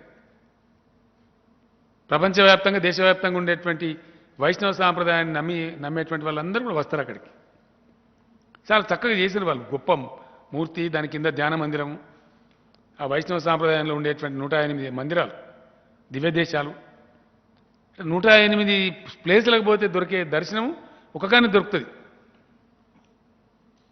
ఎవరైతే రామానుజుల వారి సిద్ధాంతం నమ్ముతారో వైష్ణవ సాంప్రదాయాన్ని పాటిస్తారో వాళ్ళందరికీ ఒకటే కడబడి దర్శనం దొరుకుతుంది హైదరాబాద్ చాలా పెద్ద మాట it will become a great pilgrimage centre great devotional centre వాళ్ళు తయారు చేశారు. నేను పోతే వాళ్ళు మొత్తుకుంటారు నాతో, ఏ క్యా హై సాబ్, మోడీ జీ बनवा रहे, बोले मोदी को मालूम तक नहीं है पंचदाम बना रहे बोलते. ఇంతకన్నా బేషరం ముచ్చట ఉంటుందని నాకు అర్థం కాదు. నేను ఎందుకు చెప్పినా మందికి పుట్టిన బిడ్డను మా బిడ్డను ముద్దాడతారంటే, ఇంకోటి ఏంటంటే సిగ్గుశరం లేకుండా మాట్లాడతారండి. సిగ్గుశరం అని ఉంటుంది మనుషుల కొద్దిగా పౌరుషం ఉంటుంది, రేషం ఉంటుంది. వందల సార్లు అసెంబ్లీలో చెప్తే, నేను పత్రికా విలేకరులు ఇదే హాల్లో కూడా చెప్తే మీకు ముందటనే. మీకు విషయం చెప్తే మీరు ఆశ్చర్యపడతారండి. సిగ్గుశరం లేదు అని ఎందుకంటున్నాను నేనంట. ఇంత ఆక్రోశం ఎందుకు చెప్పాల్సి వస్తుంది? అంత నిర్లజ్జగా, అంత సిగ్గుశరం లేకుండా వాళ్ళు వ్యవహారం చేస్తున్నారు కాబట్టి చెప్పాల్సి వస్తుంది. ప్రజలకు తెలవాలి, వాస్తవాలు తెలవాలి, యువకులకు తెలవాలి. ఎందువల్ల? కేంద్ర ప్రభుత్వం నుంచి తెలంగాణకు వచ్చేది గుండు సున్నా, ఏమీ రాదు. మన దగ్గర నుంచి పోతే కేంద్రం బతుకుతాంది, మన సొమ్ముల మీద వాళ్ళు సోకుపడతారు. భారతదేశాన్ని సాధేటటువంటి 5-6 రాష్ట్రాలలో తెలంగాణ ఒకటి. ఇది ఎన్నోసార్లు చెప్పినాం. మన దగ్గరికి వెళ్ళి పోయేది 50-60 వేల కోట్లు, మనకు వచ్చేది 20-22 వేల కోట్లు. అది కూడా మన హక్కు, అది సెంట్రల్ డెవల్యూషన్. అది ఓంగా వచ్చేది ఒకటి ఏం వస్తుంది కేంద్రం నుంచి? 2-3 స్కీములని గంతే, ఎడ్యుకేషన్లో, హెల్త్లో, దాని నేషనల్ రూరల్ హెల్త్ మిషన్ అని, గ్రాంట్స్ అనేవి పడైతే కేంద్రం నిర్వహించే శాఖల ద్వారా ఇండియా మొత్తంలో ఖర్చు పెడతారు, అలా మన దగ్గర కూడా ఖర్చు పెడతారు. దానిలో మొత్తం ఈ రోజు వరకు వచ్చింది 42 వేల కోట్లండి. తెలంగాణ రాష్ట్రం ఏర్పడిన నుంచి ఇయ్యాలటి వరకు నరేంద్ర మోడీ గవర్నమెంటు, నేనే ముఖ్యమంత్రిడా ఆనాటి చిన్నటి దాకా నేను కూడా పైసా లెక్క ఉన్నది. Yes, as a chief minister I'm telling officially what all has come in the all 8 years centrally sponsored schemes అంటారు. అంటే సెంట్రల్ గవర్నమెంట్ శాఖల ద్వారా పెట్టే ఖర్చు అన్నట్టు 42 వేల కోట్లు. 8 ఏళ్లలో వచ్చింది. మనం 10 లక్షల కోట్లు ఖర్చు పెట్టుకున్నాం. అందులో ఒక రైతు బందే మొన్న 50,600 కోట్లు ఇచ్చినాం. స్టార్ట్ చేసిన 4 ఏళ్లలో 50,600 crores ఒక రైతు బంధు కింద ఖర్చు పెట్టింది తెలంగాణ. అంటే మన ఒక్క స్కీమ్కి సమానం కాదు. 8 ఏళ్ల నుంచి కేంద్రం నుంచి వచ్చింది. యోగి రాయాలి మీరు దయచేసి. 8 సంవత్సరాలలో కేంద్ర ప్రభుత్వ పథకాల ద్వారా మనకు వచ్చింది ఒక్క రైతు బంధుకు ఈక్వల్ కాదు. ఇక్కడున్న బీజేపీ సిగ్గుదప్పి, ఇంకా ఎంత సిగ్గుదప్పి మాట్లాడతారంటే, కేంద్రం ఇచ్చిన డబ్బులు డైవర్ట్ నీ బొంద నువ్వు ఇచ్చినా డైవర్ట్ చేసి ఏవి డబ్బులు అయినా దాన్ని మేము రిపీటెడ్గా చెప్తూనే ఉంటాం, అంటూనే ఉంటాం. మీకు సిగ్గులేనట్టే కదా, ఇంత నిర్లజ్జగా, ఇంత అరటిపండు ఒలిచినట్టు ఇంత మీ బండారం బయట పెడుతుంటే కూడా మేము అట్నే మాట్లాడతాం. అంటే మీరు సిగ్గులేని దరిద్రులు అని అంటాం. ఎందుకనమండి? ఎందుకు అనకూడదు? పచ్చి అబద్ధాలు చెప్పే మోసగాళ్ళు అని అంటాం. 100%.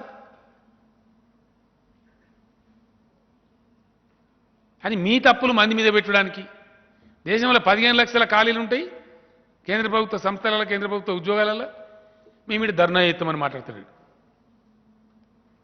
మేము ఆల్రెడీ 1,35,000 ఇచ్చినాం. ఇంకో 40,000, 50,000 రేపు ప్రకటించబోతా ఉన్నాం.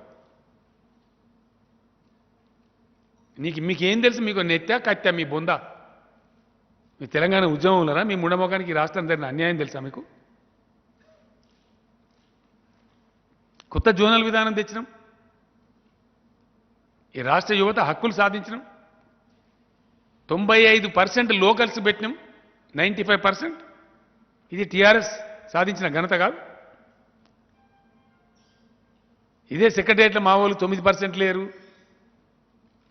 హైకోర్టులో 20% లేరు అని ఆక్రోశించినాం ఉద్యమంలో.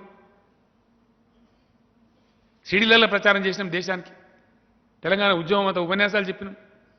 ఇవాళ 95% స్థానికులకే వస్తాయి ఉద్యోగాలు తెలంగాణలో, ఎన్ని వచ్చినా. దానికి ఏం చేసినాం? మేము మల్టీ జోనల్ పోస్టింగ్ అని పెట్టినాం. అంటే ఏంది మల్టీ జోనల్ పోస్టింగ్ అంటే? స్టేట్ లెవెల్ పోస్ట్ అంటే 30% నాన్ లోకల్ వస్తారు, అది కూడా మల్టీ జోనల్ పోస్ట్ అని పెడితే 5% నాన్ లోకల్కి అవకాశం ఉంటుంది. అందులో కూడా మళ్ళీ 3% మనకే వస్తాయి. హార్డ్లీ 1-2% బయటికి పోతే 97-98% తెలంగాణ బిడ్డలకు వస్తాయి. ఇలా 10 వచ్చినా 5 వచ్చినా 3 వచ్చినా అది మేము చేసింది. అది తప్ప మీకు తెలుసా? మీ బొందా మీకు పరిపాలన తెలుసా? ప్రజల బాధ తెలుసా?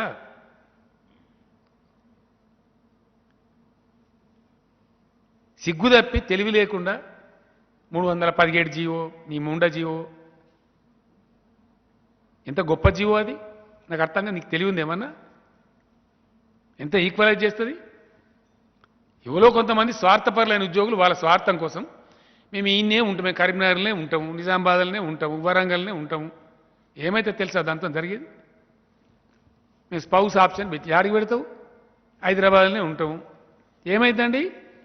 వరంగల్ జిల్లా 5 జిల్లాలు అయింది, మహబూబ్నగర్ జిల్లా 5 జిల్లాలు అయింది, నిజామాబాద్ జిల్లా 2 జిల్లాలు అయింది. ఇప్పుడు ఏమైతే తెలుసా?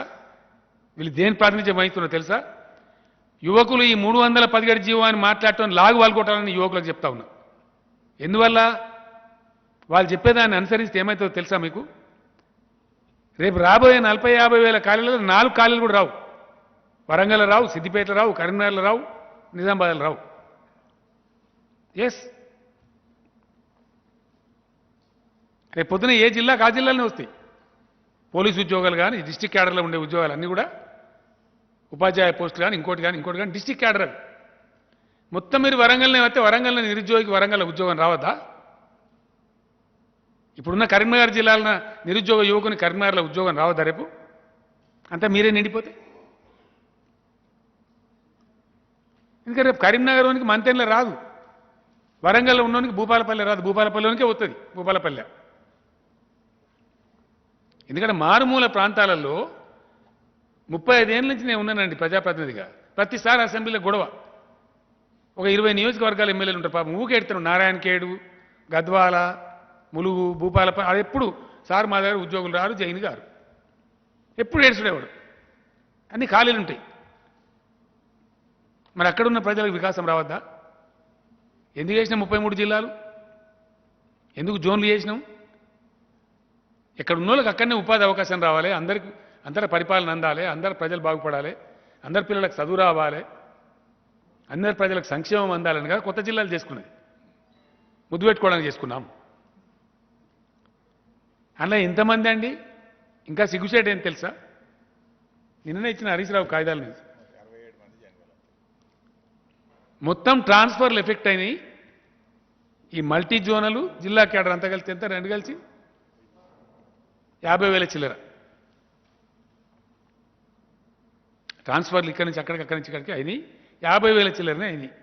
కరెక్ట్ ఫిగర్ మీకు పోయే లోపల ఇస్తాను చెప్పారు చీఫ్ సెక్రటరీకి ఫోన్ చేయి. అలా జైన్ కానోడు అంటే పాతోడు అబ్స్కాండింగ్ అయినోడు, కొత్తగా జైనోడు కాదు. అందరు జైన్ అయిపోయారు ఎక్కడో అక్కడ. జైన్ కానోడు 50 మంది. ఎంతమంది? 57 మంది జైన్ కాలే. ఓన్లీ 58,000. దాన్ని పట్టుకొని వీడు ఉద్యమం అట, బుడబుడ ఉద్యమం. ఇది ఆ ఉద్యమం? మీ తెలివి ఇదేనా?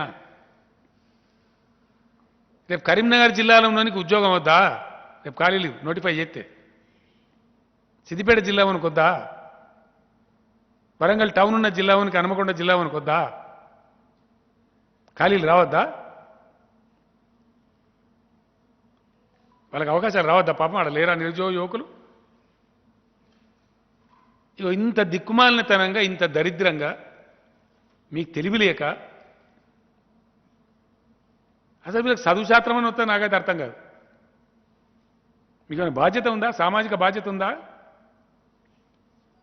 ఇగో ఈ విధంగా చాలా చాలా దరిద్రంగా ఉంది ఇది జరుగుతున్న కథ. అన్ని అబద్ధాలు భారత ప్రధానమంత్రి, భారత ప్రభుత్వం ఈ దేశానికి చెప్పేది. ఇది అసలు కథ. ఇప్పుడు నేను చెప్పేది, ఇప్పుడు చెప్పింది చిన్నది. మీరు పరిశాన్ అవుతున్నారు కదా. అసలు కథ ఏంది అంటే, ఈ దేశాన్ని పరిపాలిస్తున్న ప్రభుత్వం చెత్త ప్రభుత్వము, పనికి మాలిన ప్రభుత్వము. నేను ఈ దేశ ప్రజానీకానికి, ఈ దేశ యువతకు ముఖ్యంగా నేను పిలిపిస్తా ఉన్నా. ఈ దేశం మీది, రేపటి భవిష్యత్తు మీది. దీన్ని కాపాడుకునే బాధ్యత మీది. ఇప్పుడున్న ప్రభుత్వం అబద్ధం చెప్తూ, అబద్ధాలలో బతుకుతూ, మతపిచ్చి లేపుతూ, the present government is spoiling the eco of the nation. I am alleging, ये मेरा आरोप है भारत सरकार के ऊपर. आप देश को विभाजन करके धर्म के नाम पे इस देश का वातावरण को आप प्रदूषण से भर दे रहे हैं. बिल्कुल गलत है. आज आपसे कोई कहेगा कि जाके अफगानिस्तान में इंडस्ट्री लगाओ, कोई जाएगा?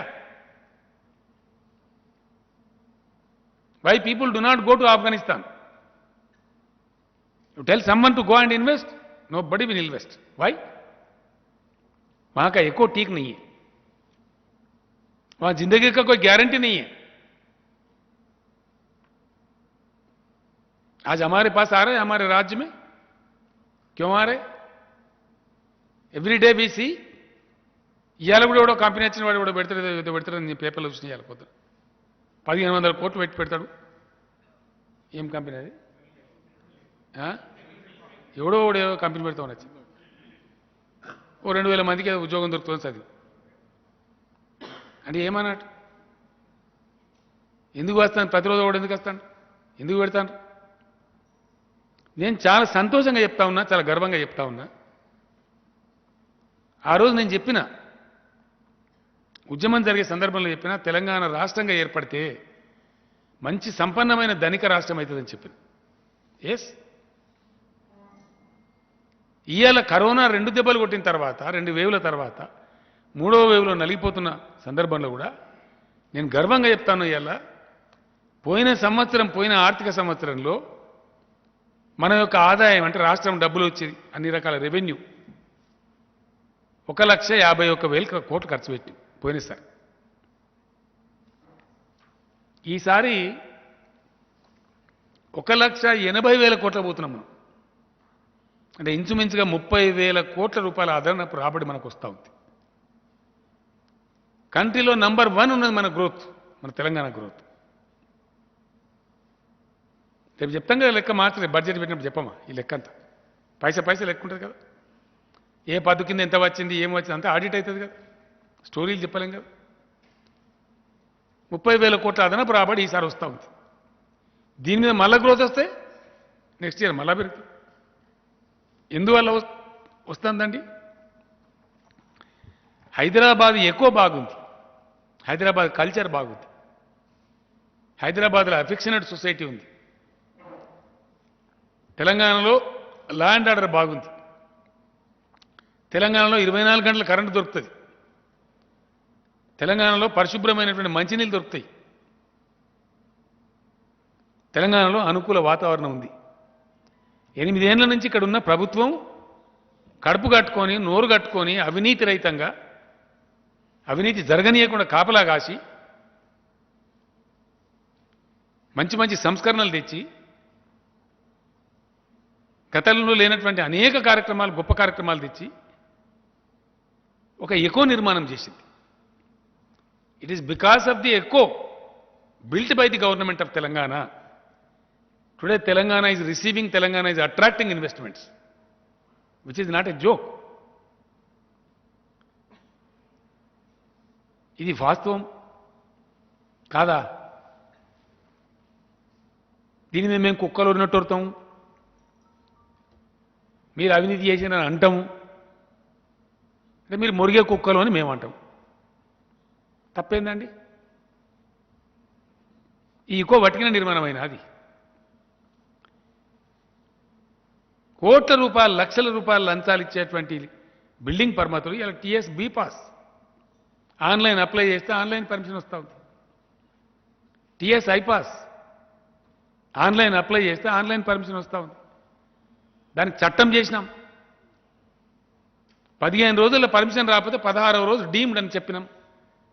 మాది అవినీతి ప్రభుత్వం అయితే, మేము అవినీతి పరలమైతే అట్లెందుకు పెడతామండి? లంచం మేము అడగమమ్మా, మేము నాకు అడగరాదా? ఇలా పక్క రాష్ట్రాలలో స్క్వేర్ ఫీట్ కింద వసూలు చేస్తారు రియల్ ఎస్టేట్లో. ఇక్కడ ఆన్లైన్ అప్లై చేస్తే ఆన్లైన్ పర్మిషన్ ఇస్తారు. హ్యూమన్ ఇంటర్ఫేస్ లేదు, సులోడు కొట్టేది లేదు, ఎస్ పొలిటికల్ గుండాగిరి లేదు, భూ కబ్జాలు లేవు, ఇలా పిచ్చి పిచ్చి లేదు తెలంగాణలో,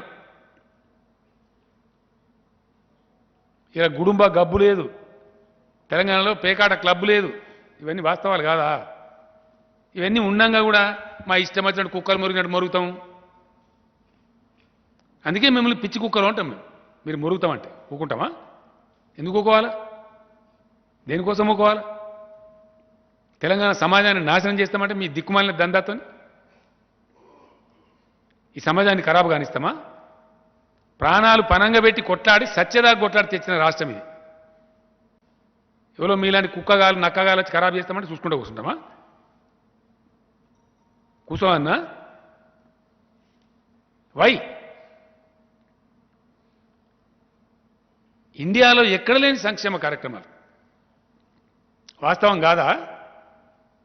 మీకు జీర్ణం కాదా? మీకున్నదా? మీ తెలివి ఉందా? మీ ప్రధానమంత్రికో మీకో మీరు పరిపాలించే రాష్ట్రాల ముఖ్యమంత్రులకు ఉన్నదా? తెలంగాణలో అమలు చేసే దళిత బంధు నిజం కాదా? నిజాన్ని అంగీకరించే సంస్కారం లేదా మీకు? దాన్ని కూడా తిరిగి తిరిగి మాటలు మొర్రి మొర్రి మాటలు మాట్లాడుకుంటా, హౌలా పోసిగా లెక్క మాట్లాడకుండా వాస్తవం కాదా దళిత బంధు? మీ ముండమోకాలకు మీ బీజేపీ పాలిత రాష్ట్రంలో ఎక్కడైనా ఉందా? మీ కేంద్ర ప్రభుత్వంలో ఎక్కడైనా పైసా పెట్టినరా దళితులకు? అది లేదు. వాటికనే వృతం వాళ్ళంగా సోషల్ మీడియాలో అన్ని అబద్ధాలు ప్రచారం చేస్తాం. ఇదా? ఇప్పుడు క్షుద్ర విద్య, అది సోషల్ మీడియా కాదు, క్షుద్ర విద్య. దాని బండారం తీస్తాం, దాన్ని అంతా తీస్తాం, దాని చట్ట వ్యతిరేక కార్యకలాపాలన్నీ ఇరిచిపోయిలో పెడతాం. సమాజానికి కూడా తెలియాలి ఎవరో మంచి చెడ్డ అని చెప్పి ఊకున్నాం ఇన్ని రోజులు. ఊకం ఇష్టం వచ్చిన పద్ధతిలో దానికి జర్నలిజం అని పేరు పెట్టి నువ్వు జర్నలిస్టువా? ఇదా నీ దుకాణం? ఈ పద్ధతా సమాజాన్ని నడిపించేదా? దళిత బంధులో దయచేసి నేను మీకు కూడా మళ్ళా చెప్తా ఉన్నా, Dalit Bandhu is not mere programme, Dalit Bandhu is a spirit. Yes, చాలామందికి చాలా విషయాలు అర్థం కావు. ఇండియా మొత్తంలో మెడికల్ షాపులలో దళితులకు రిజర్వేషన్ ఇచ్చే రాష్ట్రం ఎక్కడైనా ఉందా? బార్ అండ్ వైన్ షాప్స్లో దళితులకు అవకాశం ఇచ్చే రిజర్వేషన్లు పెట్టిన రాష్ట్రం ఎక్కడైనా ఉందా? పెడతారా మీ బీజేపీ రాష్ట్రంలో? ఆ సత్తా ఉందా మీకు? దళిత బంధు ఇస్ ఏ స్పిరిట్. దళిత బంధులో దళితులు ఇవాళ చరిత్రలో ఏనాడు లేరు, ఎక్కడ లేరు, భారతదేశంలో ఎక్కడ లేరు. ఇలా బార్ షాప్ ఓనర్లు అవుతున్నారు, వైన్ షాప్ ఓనర్లు అవుతున్నారు, మెడికల్ షాప్ ఓనర్లు అవుతున్నారు, ఫర్టిలైజర్ షాప్ ఓనర్లు అవుతున్నారు, కాంట్రాక్టర్లు అవుతున్నారు. మీకు జీర్ణం అయితలేదా? ఈ వాస్తవాలు కావా? నిజం కాదా దళిత బంధు? రైతు బంధు మేము 50,000 కోట్లు ఇవ్వలేదా? వాస్తవాలు కావా? దాని మీద కూడా కారు కూతలు కూస్తారా? ఇష్టం వచ్చిన మాటలు మాట్లాడతారా?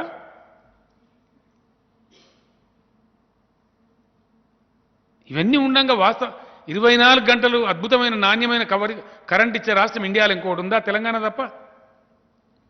Is there any single state other than Telangana? ఏ రాష్ట్రం నుంచి మనం విడిపడ్డామో ఆంధ్రప్రదేశ్లో అక్కడ ఇస్తున్నారు అయ్యాల 24 గంటల కరెంటు ఇయరే. అదే ఆంధ్ర వాళ్ళు మనల్ని ఎక్కిల్ చేసిండ్రే ఆ రోజు. ఇలా వాళ్ళ పర్క్యాప్ట్ అయింది, మన పర్క్యాప్ట్ అయింది. కనబడతలేదా కళ్ళకి? ఇవన్నీ చూసుకుంటూ వాస్తవాలు ఈ విధంగా ఉంటే ఓ క్షుద్ర రాజకీయం, క్షుద్ర విద్య పెట్టి మీ ఇష్టం వచ్చిన సొల్లు పురాణం సోషల్ మీడియా పేరిట దానిలో కుమ్మరిస్తూ ఉంటే మేము చూసుకుంటే మౌనంగా ఉండన్నా? దేనికోసం ఉండాలి? ఎంత దరిద్రం కొట్టు పరిస్థితులలో ఉంది ఈ బీజేపీ ప్రభుత్వం అంటే నేను ఫ్యాక్ట్ చెప్తా ఉన్నా మీకు, భారత యువత కూడా చెప్తా ఉన్నా.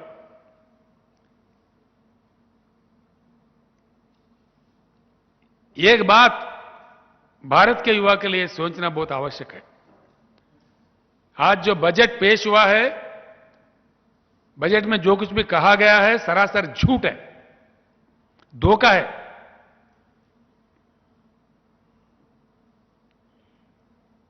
भारत सरकार जो दलितों के लिए, जो गिरिजन के लिए, आदिवासी के लिए जो बजट रखा है, उनका पॉपुलेशन है करीब 40 करोड़, उसके लिए बजट रखा है 12,800 करोड़। ये दलित का सरकार है? ये ट्राइबल का सरकार है? ये दलित द्रोही है, गिरिजन द्रोही है, ट्राइबल द्रोही है। गरीबों से इनको कोई मतलब नहीं है। हकीकत यह है कि हमारा देश गरीब नहीं है।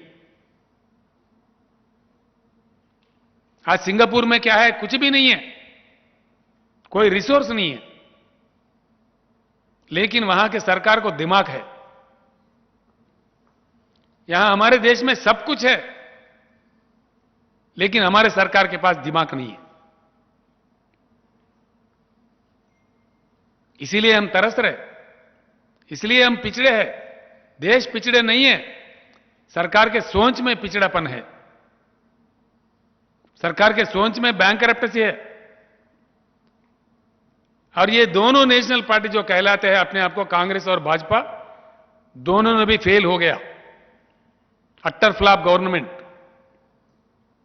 इनसे कुछ नहीं होगा। नरेंद्र मोदी जी का 10 साल के लिए जो वोट मिला उनको, 2 टर्म्स के लिए, आज जो बजट उन्होंने सत्र में लाया है, यह 8वां साल का बजट है, यानी कि 80% का उनका टाइम खत्म है। अब उनका रंग क्या है मालूम हो गया देश को। इनसे कुछ नहीं होता, बिल्कुल। मैं बताता हूं भारत के युवा को, इस भाजपा सरकार को उखाड़ के बंगाल खाड़ी में फेंक देना चाहिए। तब तक ये देश आगे नहीं बढ़ेगा, संभावित विकास नहीं होगा, बिल्कुल नहीं होगा। ये देश हमारा नहीं है, आप लोगों का है, नौजवानों का है। और ये देश आजादी पाके 75 साल गुजर गए। 75 साल की आजादी के बाद पीने का पानी का किल्लत है, खेती के लिए पानी नहीं मिलता है। क्या हमारे देश में पानी की उपलब्धि नहीं है? पानी की उपलब्धि है। सेंट्रल वाटर कमीशन के हिसाब के मुताबिक 65,000 टीएमसी पानी की उपलब्धि है। क्यों यूज नहीं कर रहे? देश में जो पॉलिसी इंप्लीमेंट किया जा रहा है पानी का, वो बहुत बैड पॉलिसी है, इसको बदलना चाहिए।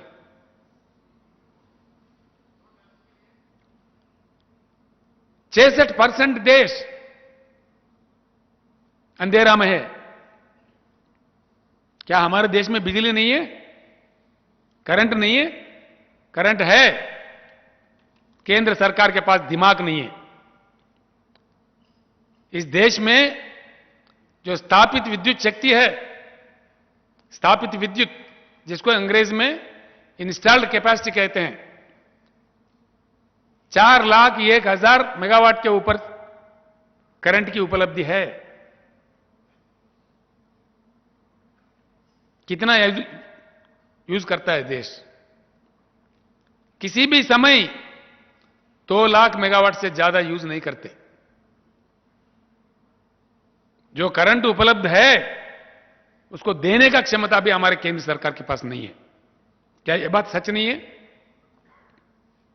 एक ही मिनट में कोई झूठ करके अगर साबित किया, 1 मिनट में मैं अपने मुख्यमंत्री पद को इस्तीफा दे दूंगा। मैं दिल जल के ये बात कह रहा हूं। पानी की उपलब्धि है, देश को पानी नहीं मिलता, ना किसान को मिलता, ना पीने को मिलता। देश में करंट की उपलब्धि है, 65% देश अंधेरे में रहता है। कितने दिन इस देश को अंधेरे में रखोगे? देशवासियों से मेरी प्रार्थना है कि एक बदलाव चाहिए। 75 साल का अनुभव बहुत बुरा है। हमारे देश में सब कुछ है, हम धनवान हैं, हमारे देश में किसी चीज की कमी है तो हमारे केंद्र सरकार के पास दिमाग की कमी है, सोच में गरीबी है। हम दुनिया का सबसे बड़ा ताकत बन सकते हैं। यह हमारा बदनसीबी है कि जो केंद्र में हमारे पास काम कर रहे सरकारें, जो कांग्रेस और भाजपा दोनों भी फ्लॉप है, इसलिए हमारा यह हालत है। ये बेरोजगारी, ये पॉवर्टी, ये गरीबी, इनके बदौलत है। ये खाली बोलते हैं, करते कुछ नहीं है, झूठ बोलते हैं, बहलाते हैं। धर्म के नाम बोलो, कुछ और बोलो, बहकाओ। जब भी चुनाव आता है देश में, धर्म के नाम पे लोगों को लड़ाओ, देश को विभाजन करो। क्या इससे देश आगे बढ़ेगा? इससे देश का विकास होगा? नहीं, बिल्कुल नहीं। इस देश में बहुत बड़ा परिवर्तन की जरूरत है। देशवासियों से मेरा प्रार्थना है, कुछ ही दिनों में हम शुरू करेंगे, जरूर शुरू करेंगे। हम चुप नहीं बैठेंगे। जम के हम आंदोलनकारी है, लड़ने वाले सिपाही है। जब तेलंगाना के लिए जरूरत था, हमने लड़ा। हमारे जान तक का परवाह नहीं करके हमने लड़ा। तेलंगाना का हालत भी यही हालत था। उन दिनों मैं कहता था, जब तेलंगाना आंदोलन चलाता था तो मैं कहता था, तेलंगाना बनेगा, 2 साल के अंदर जगमगाता तेलंगाना। और आज पूरे देश के सामने 24 घंटा करंट हर सेक्टर को देने वाला एकलौता राज्य हिंदुस्तान में तेलंगाना है, और तेलंगाना जगमगाता तेलंगाना है। एक नया दौर, नया शुरू करना चाहिए इस देश में, नया क्रांति आना चाहिए। किस शक्ल में आएगा आज मैं नहीं जानता। मैं बातचीत कर रहा हूं लोगों से। हिंदुस्तान के जनता को जागना है, हिंदुस्तान के जनता को एकत्रित होना है, हिंदुस्तान के युवा को एकत्रित होना है। हम सब जाग के एक उज्जवल हिंदुस्तान हम बना सकते हैं। इन बनावटी बातों से, इन मजहबी धर्म की बातों से, दंगे फसाद फैलाने वालों से 1-2 दिन की हमें खुशी मिल सकता है, लेकिन हमारे समस्याओं का परिष्कार नहीं, देश के विकास नहीं। तो इस देश को आगे ले जाने के लिए आज के बजट देखने के बाद मेरा दिल जल के मैं ये बातें कह रहा हूं। महाभारत के शांति पर्व का श्लोक पढ़ाया था आज हमारे माननीय फाइनेंस मिनिस्टर ने। धर्म की बात कहते हुए उन्होंने अधर्म बता दिया, सत्य को छुपा दिया, असत्य को देश के सामने पेश किया। तो इसीलिए मैं देशवासियों को भी प्रणाम करके अपील करता हूं, एक बहुत बड़ी क्रांति की इस देश में जरूरत है, बहुत बड़ी परिवर्तन की जरूरत है। इस माहौल को बदलना चाहिए। जिन चीजों का उपलब्धियां हैं, जो भगवान ने या नेचर ने हमको दिया है, उसको पूरी तरह से इस्तेमाल करना चाहिए। आगे चलकर मैं बताता हूं, देश के लिए हम काम करने के लिए निकल रहे हैं। हां, बिल्कुल काम करेंगे, इसमें कोई शक नहीं है। कोई किसी ने टेका नहीं लिया है देश के लिए। देश का हर देशवासी काम कर सकता है देश के लिए। तो इसीलिए I appeal to the people of India, after seeing the budget of today, I am totally upset. The false propaganda which has been propagated through the dais of the parliament is totally wrong. Totally wrong. The government of India has no respect for the farmers, no respect for the poor. They are least interested for the welfare of the poor of the country. The budget what they have proposed for the SC, STs of this nation is only 12,800 crores, whereas the population of SC, STs in India is about 40 crores. Is it enough for the welfare of the SC and ST? Government of India has very badly neglected the poorer sections of the country, the farmers of the country. Government of India has never bothered to increase the health budget in spite of coronavirus, the havoc played by corona. The entire world has awakened, but not government of India. Let us not keep mum. Let us not maintain silence. There is a need for a qualitative change in the nation. 75 valuable years have gone. It's very high time now. I appeal to the youth of this country. This is your country. Future is yours. Please awaken. Please know the reality. Rise and fight for your own future. Yes, shortly we'll start working.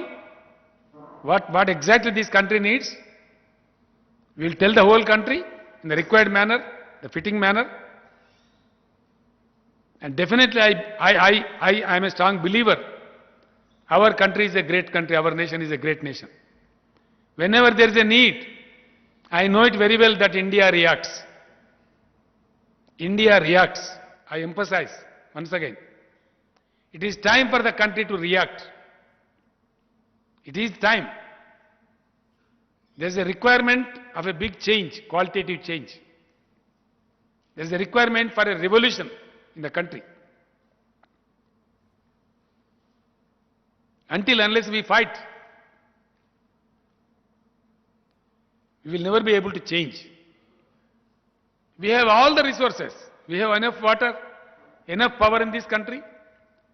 We have more than 4 lakh megawatt installed capacity of power in this country, but the country never uses more than 2 lakhs. Why?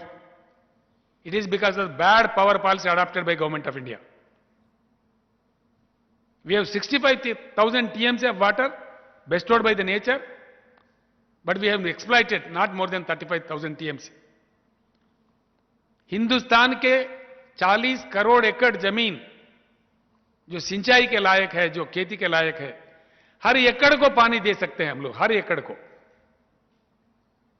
Hindustan को ऐसा परिवर्तन करेंगे, 2 साल के अंदर जगमगाता हिंदुस्तान इस दुनिया को पेश करेंगे।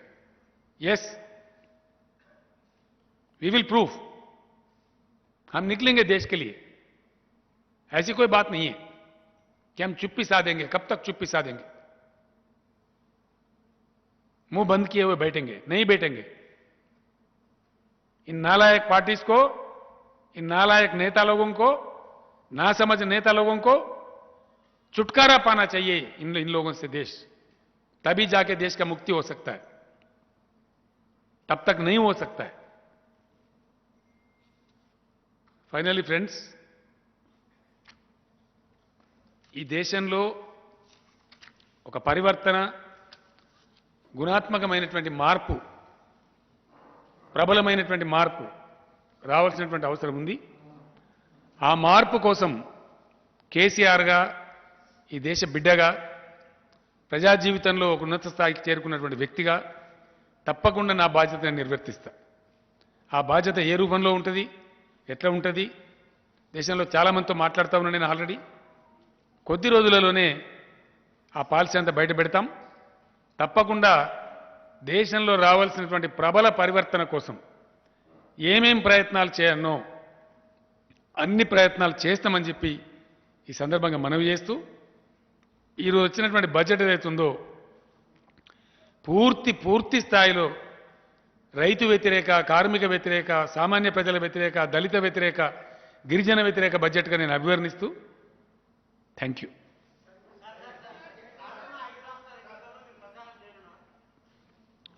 ఎందుకు మీరంతా యాంగ్జైటీ ఎందుకుంది మీకు? ఒక మాట చెప్తాను. దేశంలో ఉండేటువంటి రాజకీయ పక్వత లేని వాళ్ళు,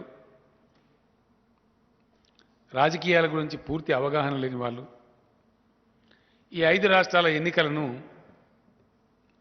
రాబోయే 24 జనరల్ ఎలక్షన్కు సెమీఫైనల్ అని చెప్తా ఉన్నారు. అది తలాతోకలేని ప్రచారం. అది కరెక్ట్ కాదు. ఒక్కటి మాత్రం నేను చెప్పగలుగుతాను. అతిపెద్ద రాష్ట్రం ఉత్తరప్రదేశ్ ఏదైతే ఇక్కడ ఎన్నికలు జరుగుతూ ఉన్నాయో అక్కడ గెలిచేది ఎవరన్నా గెలవచ్చు. బీజేపీ మాత్రం స్థాయి తగ్గుతుంది అని నేను చెప్తా ఉన్నాను. ఫర్ ఎగ్జాంపుల్, టీఆర్ఎస్గా మేము గవర్నమెంట్కి వచ్చినాం. 2014లో 63 సీట్లతో మేము గెలిచినాం. 2018లో ఎన్నికలకు పోతే మా సంఖ్య 88 స్థానాలకు పెరిగింది. ఉత్తరప్రదేశ్లో నేను గ్యారంటీగా చెప్పగలుగుతున్నా మీకు, నాకుండే సమాచారాన్ని బట్టి గెలిచేది ఎవరైనా గెలవచ్చు, ఎవరు గెలిచినా పెద్ద ఇష్యూ కాదు. డెఫినెట్గా బీజేపీ స్థానాలు మాత్రం తగ్గుతాయి. గతంలో బీజేపీకి ఉన్నటువంటి ఆదరణ తప్పకుండా తగ్గుతున్నది. అది 24లో బీజేపీ పతనానికి పునాది గ్యారంటీ.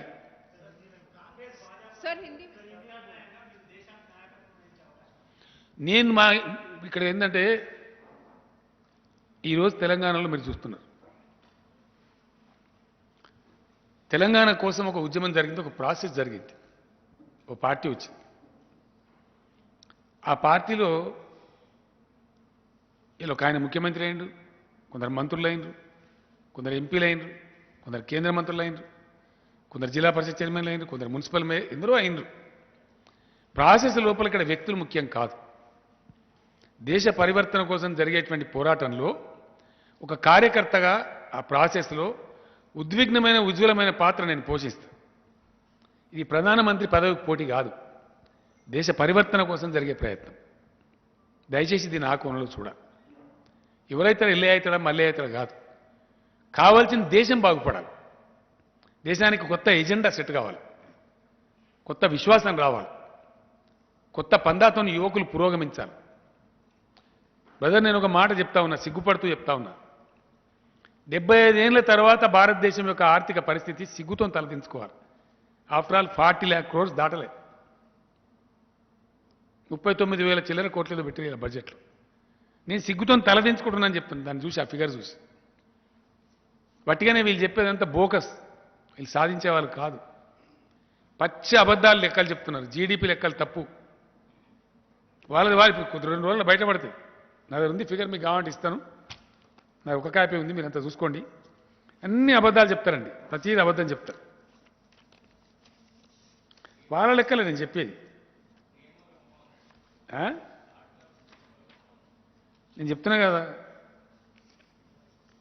అన్ని అబద్ధాలు, గోల్మాల్ గోల్మాల్ గోవిందం.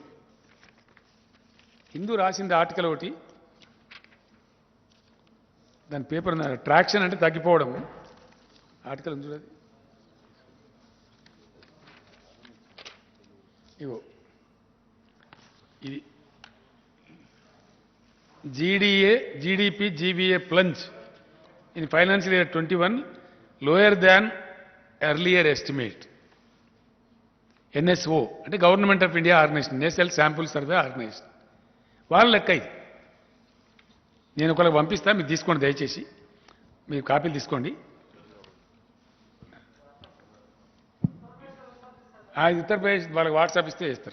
सर, आपने कहा कि आप लोगों के लिए लड़ेंगे, देश में सारे लोगों को साथ बीजेपी के खिलाफ आपने बोला है, तो क्या आप बाकी स्टेट्स के चीफ मिनिस्टर्स और उनके लोगों के साथ भी चलने के लिए तैयार है? क्या आप एक नेशनल फ्रंट बनाने की तैयारी? इसमें एक बात साफ है,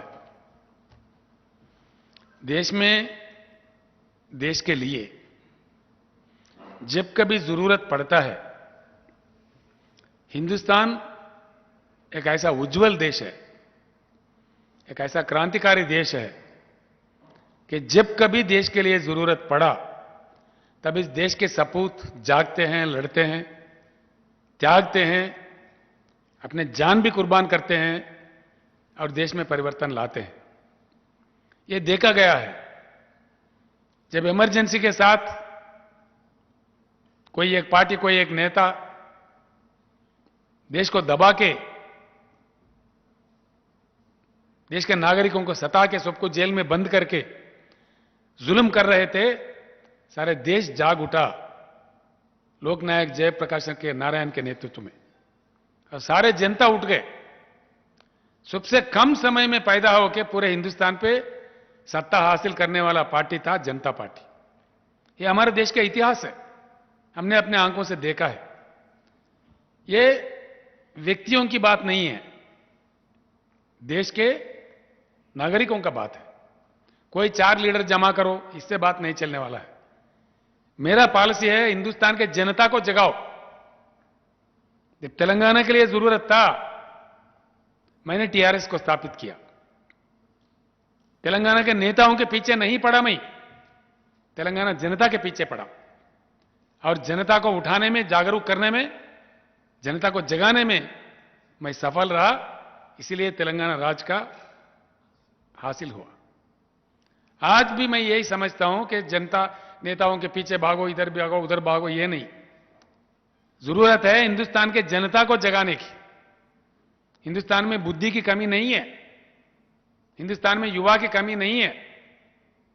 आज जिस प्रकार के प्रसार माध्यम है, जिस प्रकार के संसाधन है, मैं नहीं समझता, मुझे कोई शक नहीं है कि इस जनता, इस देश जाग उठेगा। ఏం జరుగుద్ది నేను జాతకాలు చెప్పలేను. నేను తెలంగాణ కోసం కొట్లాడుతానప్పుడు కూడా నేను టీఆర్ఎస్ పెడతానా పెట్టనా నాకు తెలియదు. మీలాంటి మిత్రులతో షేర్ చేసుకున్న సందర్భంలో ఏ ఫార్మాట్లో తెలంగాణ కోసం పర్సూ చేయాలో నిర్ణయం జరిగిన తర్వాత అనేక మంది మిత్రులు, మేధావులు ఒక నిర్ణయం, ఒక ఫార్మాట్ డెవలప్ చేసిన తర్వాత పొలిటికల్ ఫార్మాట్లో ఫైట్ చేయాలా, పర్సూ చేయాలని చెప్పి నిర్ణయానికి వచ్చి ఆ రోజు టీఆర్ఎస్ స్థాపించినాం. టీఆర్ఎస్ తన లక్ష్యాన్ని చేరుకున్నది. అట్లానే ఇప్పుడు ఏం జరగాలి దేశంలో, ఏ పద్ధతిలో ముందుకోవాలా అనేది మేధోమథనంలో తేలుతుంది. కొద్ది రోజులలో హైదరాబాదులో అఖిల భారత స్థాయి అధికారులు అంటే రిటైర్డ్ ఐఏఎస్, ఐపీఎస్, ఐఎఫ్ఎస్ అధికారుల యొక్క సదస్సు కూడా హైదరాబాద్లో నిర్వహించబోతా ఉన్నాం. All retired IAS, IFS, IPS అధికారుల యొక్క సదస్సును హైదరాబాద్లో నిర్వహించబోతా ఉన్నాం. ఎందుకంటే దేశం ఇప్పుడు ఏ దారి పట్టాల, ఏ పందాలో పోవాలి, ఎక్కడికి పోవాలి. దయచేసి దీన్ని సంకుచితమైనటువంటి పదవుల కోసమో, ప్రధానమంత్రి పదవి కోసమో, చిల్లర రాజకీయాల కోసమో నేను ఆలోచించడం లేదు. ఈ దేశ భవిష్యత్తు కోసం, ఉన్న వనరులు కూడా వాడుకోలేని అశక్తత నుంచి ఈ దేశం బయటపడాలి. ఉన్న వసతులను కూడా వాడుకోలేనటువంటి దౌర్భాగ్య పరిస్థితి నుంచి ఈ దేశం మేల్కొని బాగుపడాలి.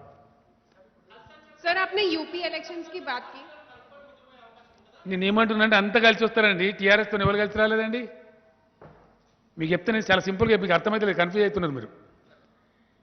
టీఆర్ఎస్ పుట్టిన తర్వాత కరడుగట్టిన చంద్రబాబు నాయుడుతో తెలుగుదేశంతో కూడా జై తెలంగాణ అనిపించలే, బీజేపీతో జై తెలంగాణ అనిపించలే, మేము సమైక్యవాదులమేం చెప్పిన ఎర్రజెండా పార్టీలతో జై తెలంగాణ అనిపించలే, నోరు మూసుకొని పన్నటువంటి కాంగ్రెస్ వాళ్ళని లేపి కూర్చోబెట్టి జై తెలంగాణ అనిపించలే.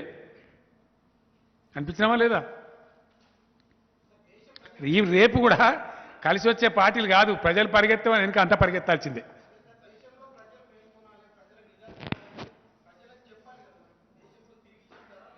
ఇప్పుడు నేను ఏమంటున్నా నీకు అర్థం కాలే, నువ్వు పరిశాను. నేను ఏమన్నా ఇంతకుముందు ఏం చేస్తామో ఆ ప్రక్రియ ప్రారంభమైతే అని చెప్పిన, అంత ఆగమెందుకు అవుతున్నావు నువ్వు? ఏమండి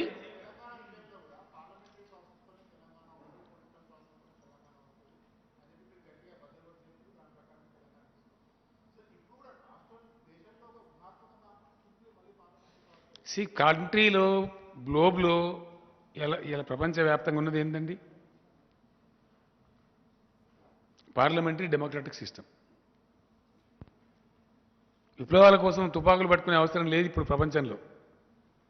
ఈరోజు ఉన్న నాగరిక ప్రపంచంలో ఇందిరాగాంధీ లాంటి నాయకురాలను ఇట్లా గిల్లి పారేసిన దేశం ఆ రోజు. ఇప్పుడున్న నరేంద్ర మోడీ గారు అడిగి వచ్చినండి, నాకు అర్థం కాదు. కానీ ప్రజాస్వామ్య పరివర్తనే కదా, ఎక్కడి నుంచి వచ్చిండ్రు? ఇలా మనకు తెలంగాణ ఆడికెళ్ళి వచ్చింది, ప్రజాస్వామ్యంలో వచ్చిన పరివర్తనే కదా. ప్రజలు ఒకసారి జాగరూకులైతే, మేల్కుంటే నాయకులను వాళ్ళే నడిపిస్తారు. వాళ్ళ లక్ష్యం ఏందో నిర్ణయం అయితే ప్రజలకు తెలిస్తే విజృంభిస్తారు, మహోత్తుంగ తరంగమై పోరాడతారు. తెలంగాణ ఉద్యమం నేను ప్రారంభించిన నా మీద జోక్స్ కట్ చేసిన మీకు తెలుసు. మీరందరూ దానికి ఐ విట్నెస్, మీరు అతిథులు గారు. క్యా దుకాన్ లగాయా భయ్, క్యా హోతా భయ్, కాన్సే హోతా భయ్. ఒక ఏడాది దాకా ఇవే ముచ్చట్లుండే. ఆ తర్వాత ఒక ఉద్యమం తర్వాత ఇంకో ఉద్యమం, ఒక ప్రక్రియ తర్వాత ఇంకో ప్రక్రియ. ఎంత అద్భుతమైనటువంటి ఆవిష్కరణలు. ఫైనల్గా అంతిమంగా తెలంగాణ సాధ్యమైంది. ఇండియాకే 60 ఏళ్ల నుంచి ఉన్న రాష్ట్రాల కన్నా ముందుకు పోయింది తెలంగాణ ఇవాళ. ఎస్, పర్ క్యాపిటా విషయంలో కావచ్చు, పర్ క్యాపిటా పవర్ యూజ్లో కావచ్చు, డ్రింకింగ్ వాటర్ సొల్యూషన్లో కావచ్చు, ఇరిగేషన్ సొల్యూషన్లో కావచ్చు, ఉపాధి కల్పించడంలో కావచ్చు. ఎందుకు బ్రదర్, వలసలు పోయిన తెలంగాణకు 11 రాష్ట్రాల నుంచి వలసలన్న మాట నిజం కాదా? మీ మీ మీ రైస్ మిల్లల్లో ఉన్నది బెంగాలీ కూలీలు కాదా? జార్ఖండ్ బీహార్ హమాలీలు కాదా? మీ కళ్ళకు కనబడతలేరా? మీ నాట్లేయడానికి మీ ఉత్తరప్రదేశ్ నుంచి వచ్చి నాట్లేస్తలేరా? మీ డైరీ ఫామ్లలో పనిచేసేది బీహార్ వర్కర్స్ కాదా?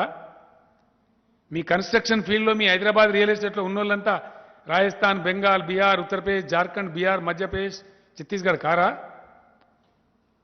వలస కూలీలకు 172 రైళ్లు పెట్టి పంపించిన మీ తెలంగాణ ప్రభుత్వం.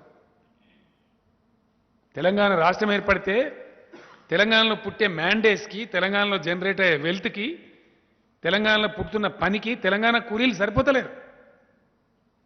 ఆంధ్ర నుంచి కూలీలు, పక్కన రాయచూరు నుంచి కూలీలు, ఛత్తీస్గఢ్ నుంచి కూలీలు, మహారాష్ట్ర నుంచి కూలీలు, బెంగాల్ నుంచి, బీహార్ నుంచి కూలీలు.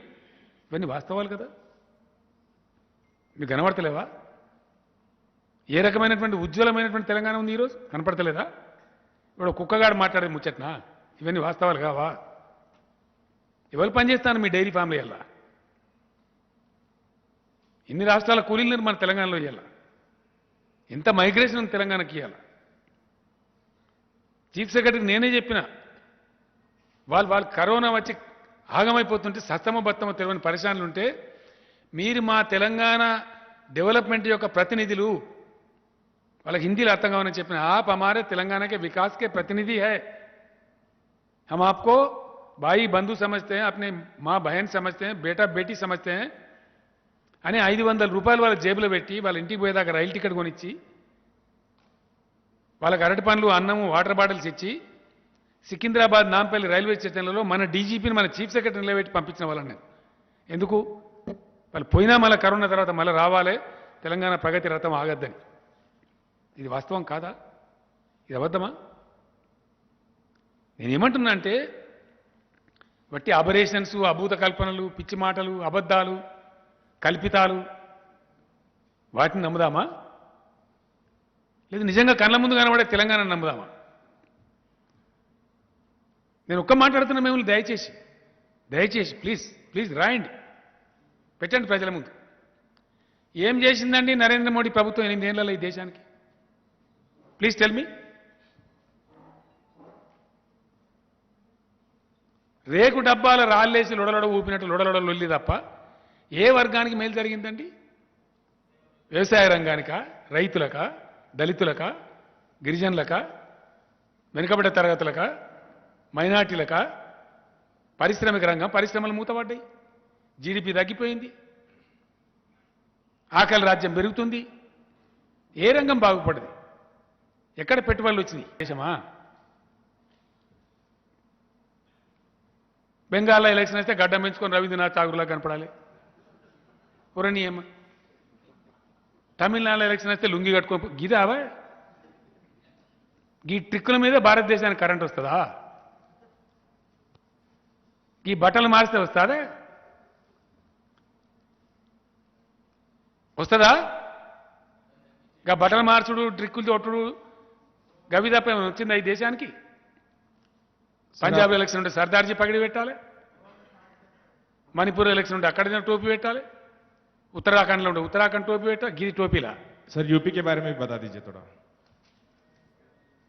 क्या बताना भैया? सर अभी आपके लीडर्स थोड़े जाके वहाँ एसपी के सपोर्ट में they have worked there for few months, we heard that and you were constantly attacking the BJP. So आप मास्क निकाल के बात कीजिए, हमारे पास कोरोना का इतना डर नहीं है।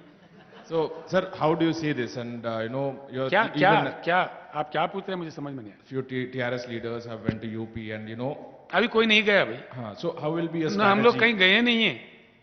And sir, you have meetings, several leaders, DMK and the opposition of the Bihar and also the CPI left party. भैया ऐसा है, बात सिंपल है, इसमें देखते कौन सा छुपाने वाली बात कुछ नहीं है। मैं डीएमके नहीं, पूरे दुनिया के नेता लोगों से मिलता हूं, मुंबई भी जा रहा हूं, कल ही मेरा बात उद्धव ठाकरे जी से हुआ, इसमें छुपाने क्या बात है? महाराष्ट्र का सीएम साहब से मैंने बात किया, मैंने शेयर किया, क्या गलती है भाई? क्या गलती है कि मैं जा रहा हूं मुंबई, 2-4 दिन में जाऊंगा मेरे ख्याल से। क्यों जा रहा हूं? इस देश के बारे में मेरा विचार क्या है उनके सामने रख रहा हूं। हम सभी मिलकर बैठेंगे, बात करेंगे, एक रास्ता तय होगा। क्या हम लोग चुप बैठेंगे? चुप नहीं बैठेंगे, बिल्कुल लड़ेंगे। देश के हित के लिए चाहे जान कुर्बान करना पड़े, कुर्बान करेंगे। हम सिपाही है इस देश के, हम योद्धा है, कुत्तों से डरने वाले नहीं है। खासतौर पर पागल कुत्तों से नहीं डरेंगे जो भौंकते रहते हैं सुबह शाम।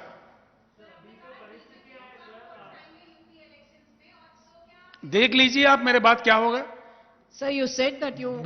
बेटा ऐसा है ना, भाजपा जीत सकता है उत्तर प्रदेश में, इसमें कोई बड़ी बात नहीं है। जिस तरीके का बेशरम तरीके वो लोग अपनाते हैं ना, जीत भी सकते हैं, कोई बड़ी बात नहीं है। लेकिन उनकी ताकत में कटौती होगी, जनता का समर्थन में कमी दिखेगा, ये देख लेना। You are saying that you don't see the elections that are coming up as any kind of semi-finals. It is not at all.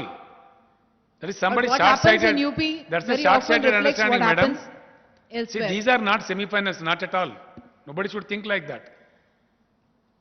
If BJP wins in Uttar Pradesh, they will को उनको अहंकार और चढ़ेगा और गलतियां ज्यादा करेंगे, इस देश के लिए फायदा होगा। समझा आपने? जब अधिकार ज्यादा होता है ना, अहंकार भी ज्यादा होता है।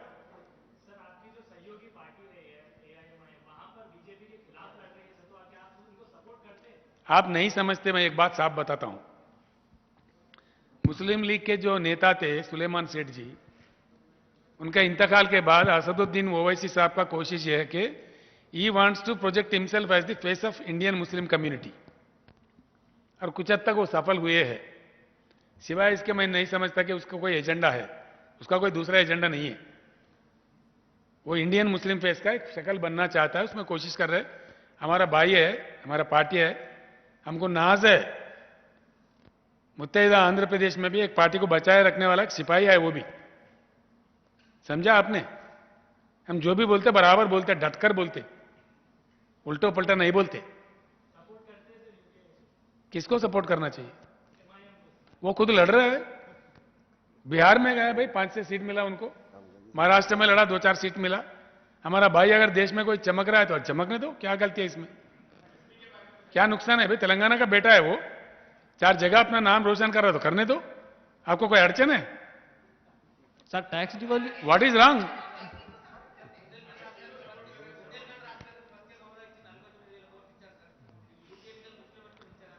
శాతం ఎన్నికల గోల్మాల్ గోవిందం భయ్. ఇప్పుడే 8 ఏళ్ళక నేను నరేంద్ర మోడీ నిద్రలేసి ముందేళ్ళ కంటే దరిద్రం ఇప్పుడే కనబడ్డా నరేంద్ర మోడీకి. 5 ఏళ్ల నుంచి వాళ్ళ గవర్నమెంట్ ఉన్నది కానీ ఏం చేయలేదు ఎందుకో. ఇప్పుడు ఎలక్షన్ రాగానే అదేంది క్వెట్టా ప్రాజెక్ట్, అది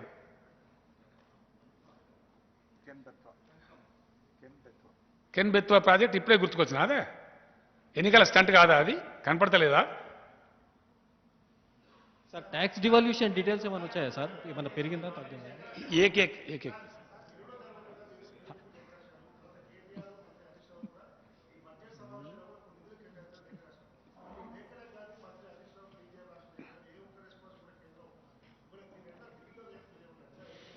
నేనేమంటున్నాను, నరేంద్ర మోడీకి చెప్పినా గోడకి చెప్పినా ఒకటే.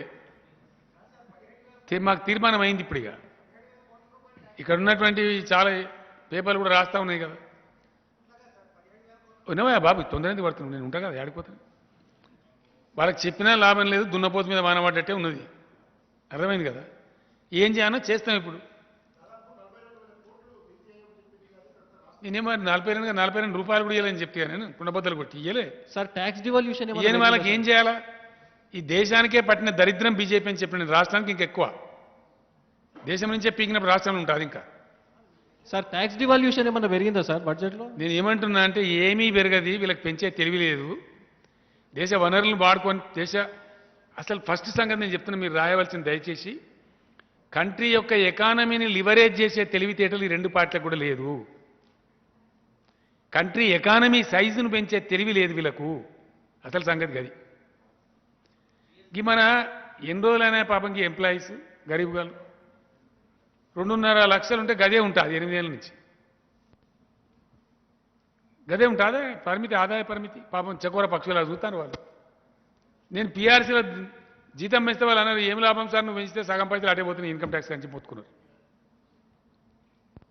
8 ఏళ్ళు అయితే మీరు ఎంప్లాయీస్ ట్యాక్స్ స్లాబ్ పెంచారా మేము చూపిస్తాం రేపు ఏమేమి ఉంటుందో నేషనల్ ఎజెండాలో బ్రహ్మాండంగా చెప్పినామే సిల్కలకు చెప్పి నీతి ఆయోగ్ మీటింగ్లో చెప్పిన ఇవన్నీ చాటుకు చెప్పలే అందరు ముఖ్యమంత్రుల సాక్షిగా కేంద్ర అధికారులు రాష్ట్ర చీఫ్ సెక్రటరీల సాక్షిగా చెప్పిన నేను ఈ విషయాలన్నీ సిలికలకు చెప్పినట్టు చెప్పినాం పోల్ట్రీ ఫామ్ మీద డైరీ ఫామ్ మీద ట్యాక్స్ తీసేయరా నాయన అని చెప్పినాం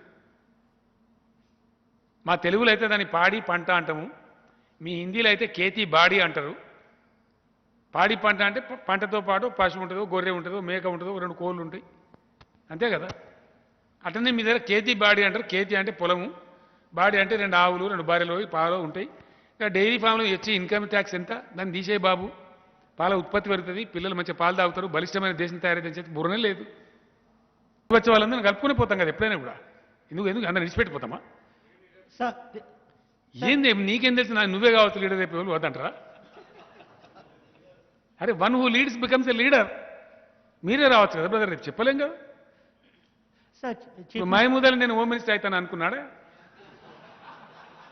జెండా పట్టుకొని వెళ్ళిండు కొట్టాయిండు ఫైనాన్స్ మినిస్టర్ రెవెన్యూ మినిస్టర్ కూడా అయిండు హోమ్ మినిస్టర్ కూడా అయిండు అగో దాన్ని లెక్కున్నదా అనుకొని కొట్లాడతారా ప్రాసెస్లో పోయి పని చేస్తే జనతా వాస్తే కామ్ करते जो मौका मिलना मिलता जिसको जिसकी किस्मत में जो है मिलता sir, Chief Minister, sir, this side, sir. This side, sir, this corner. Sir, I have one question and supplementary question also. About your national ambition, you are saying that you will lead the, you will meet several of the about my like-minded national ambition, sir. not ambition sorry please don't misquote me it's not ambition So, how, it is for a qualitative change of the nation but please for God's sake don't be hasty I'll fully satisfy you it is for the qualitative change of this nation yes India can be the world's largest economy I firmly believe India can be a larger economy than US yes the largest youth force is available in this country the largest resources are there in this country for the best optimal use of those natural resources for the tapping the entire energetic youth force into wealth I'll do my best so you are talking about the change, sir. Change means change in central government, union government, removal of BJP.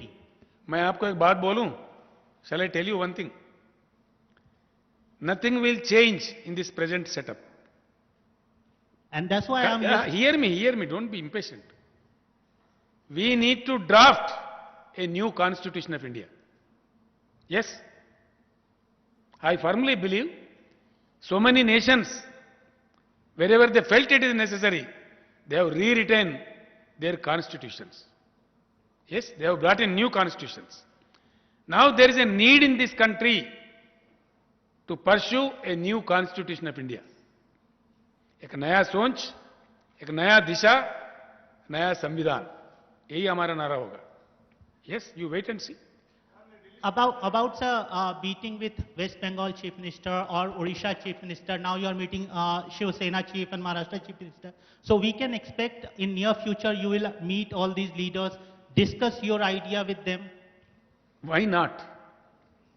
Why not? I may talk to many more leaders. Definitely I'll be meeting them. I'll be talking to them. I'll be sharing my ideas with them. Those who want to join can join. Those who want to join the fight can join. My final question, sir. When you will be busy meeting these leaders, we can expect a change in guard here in Telangana, sir, or you will continue as the Chief Why are you Minister? so anxious? It's What a is genuine wrong? question, sir. No, what is wrong when Mr. Narendra Modi became Prime Minister? He was the Chief Minister of Gujarat. After getting elected,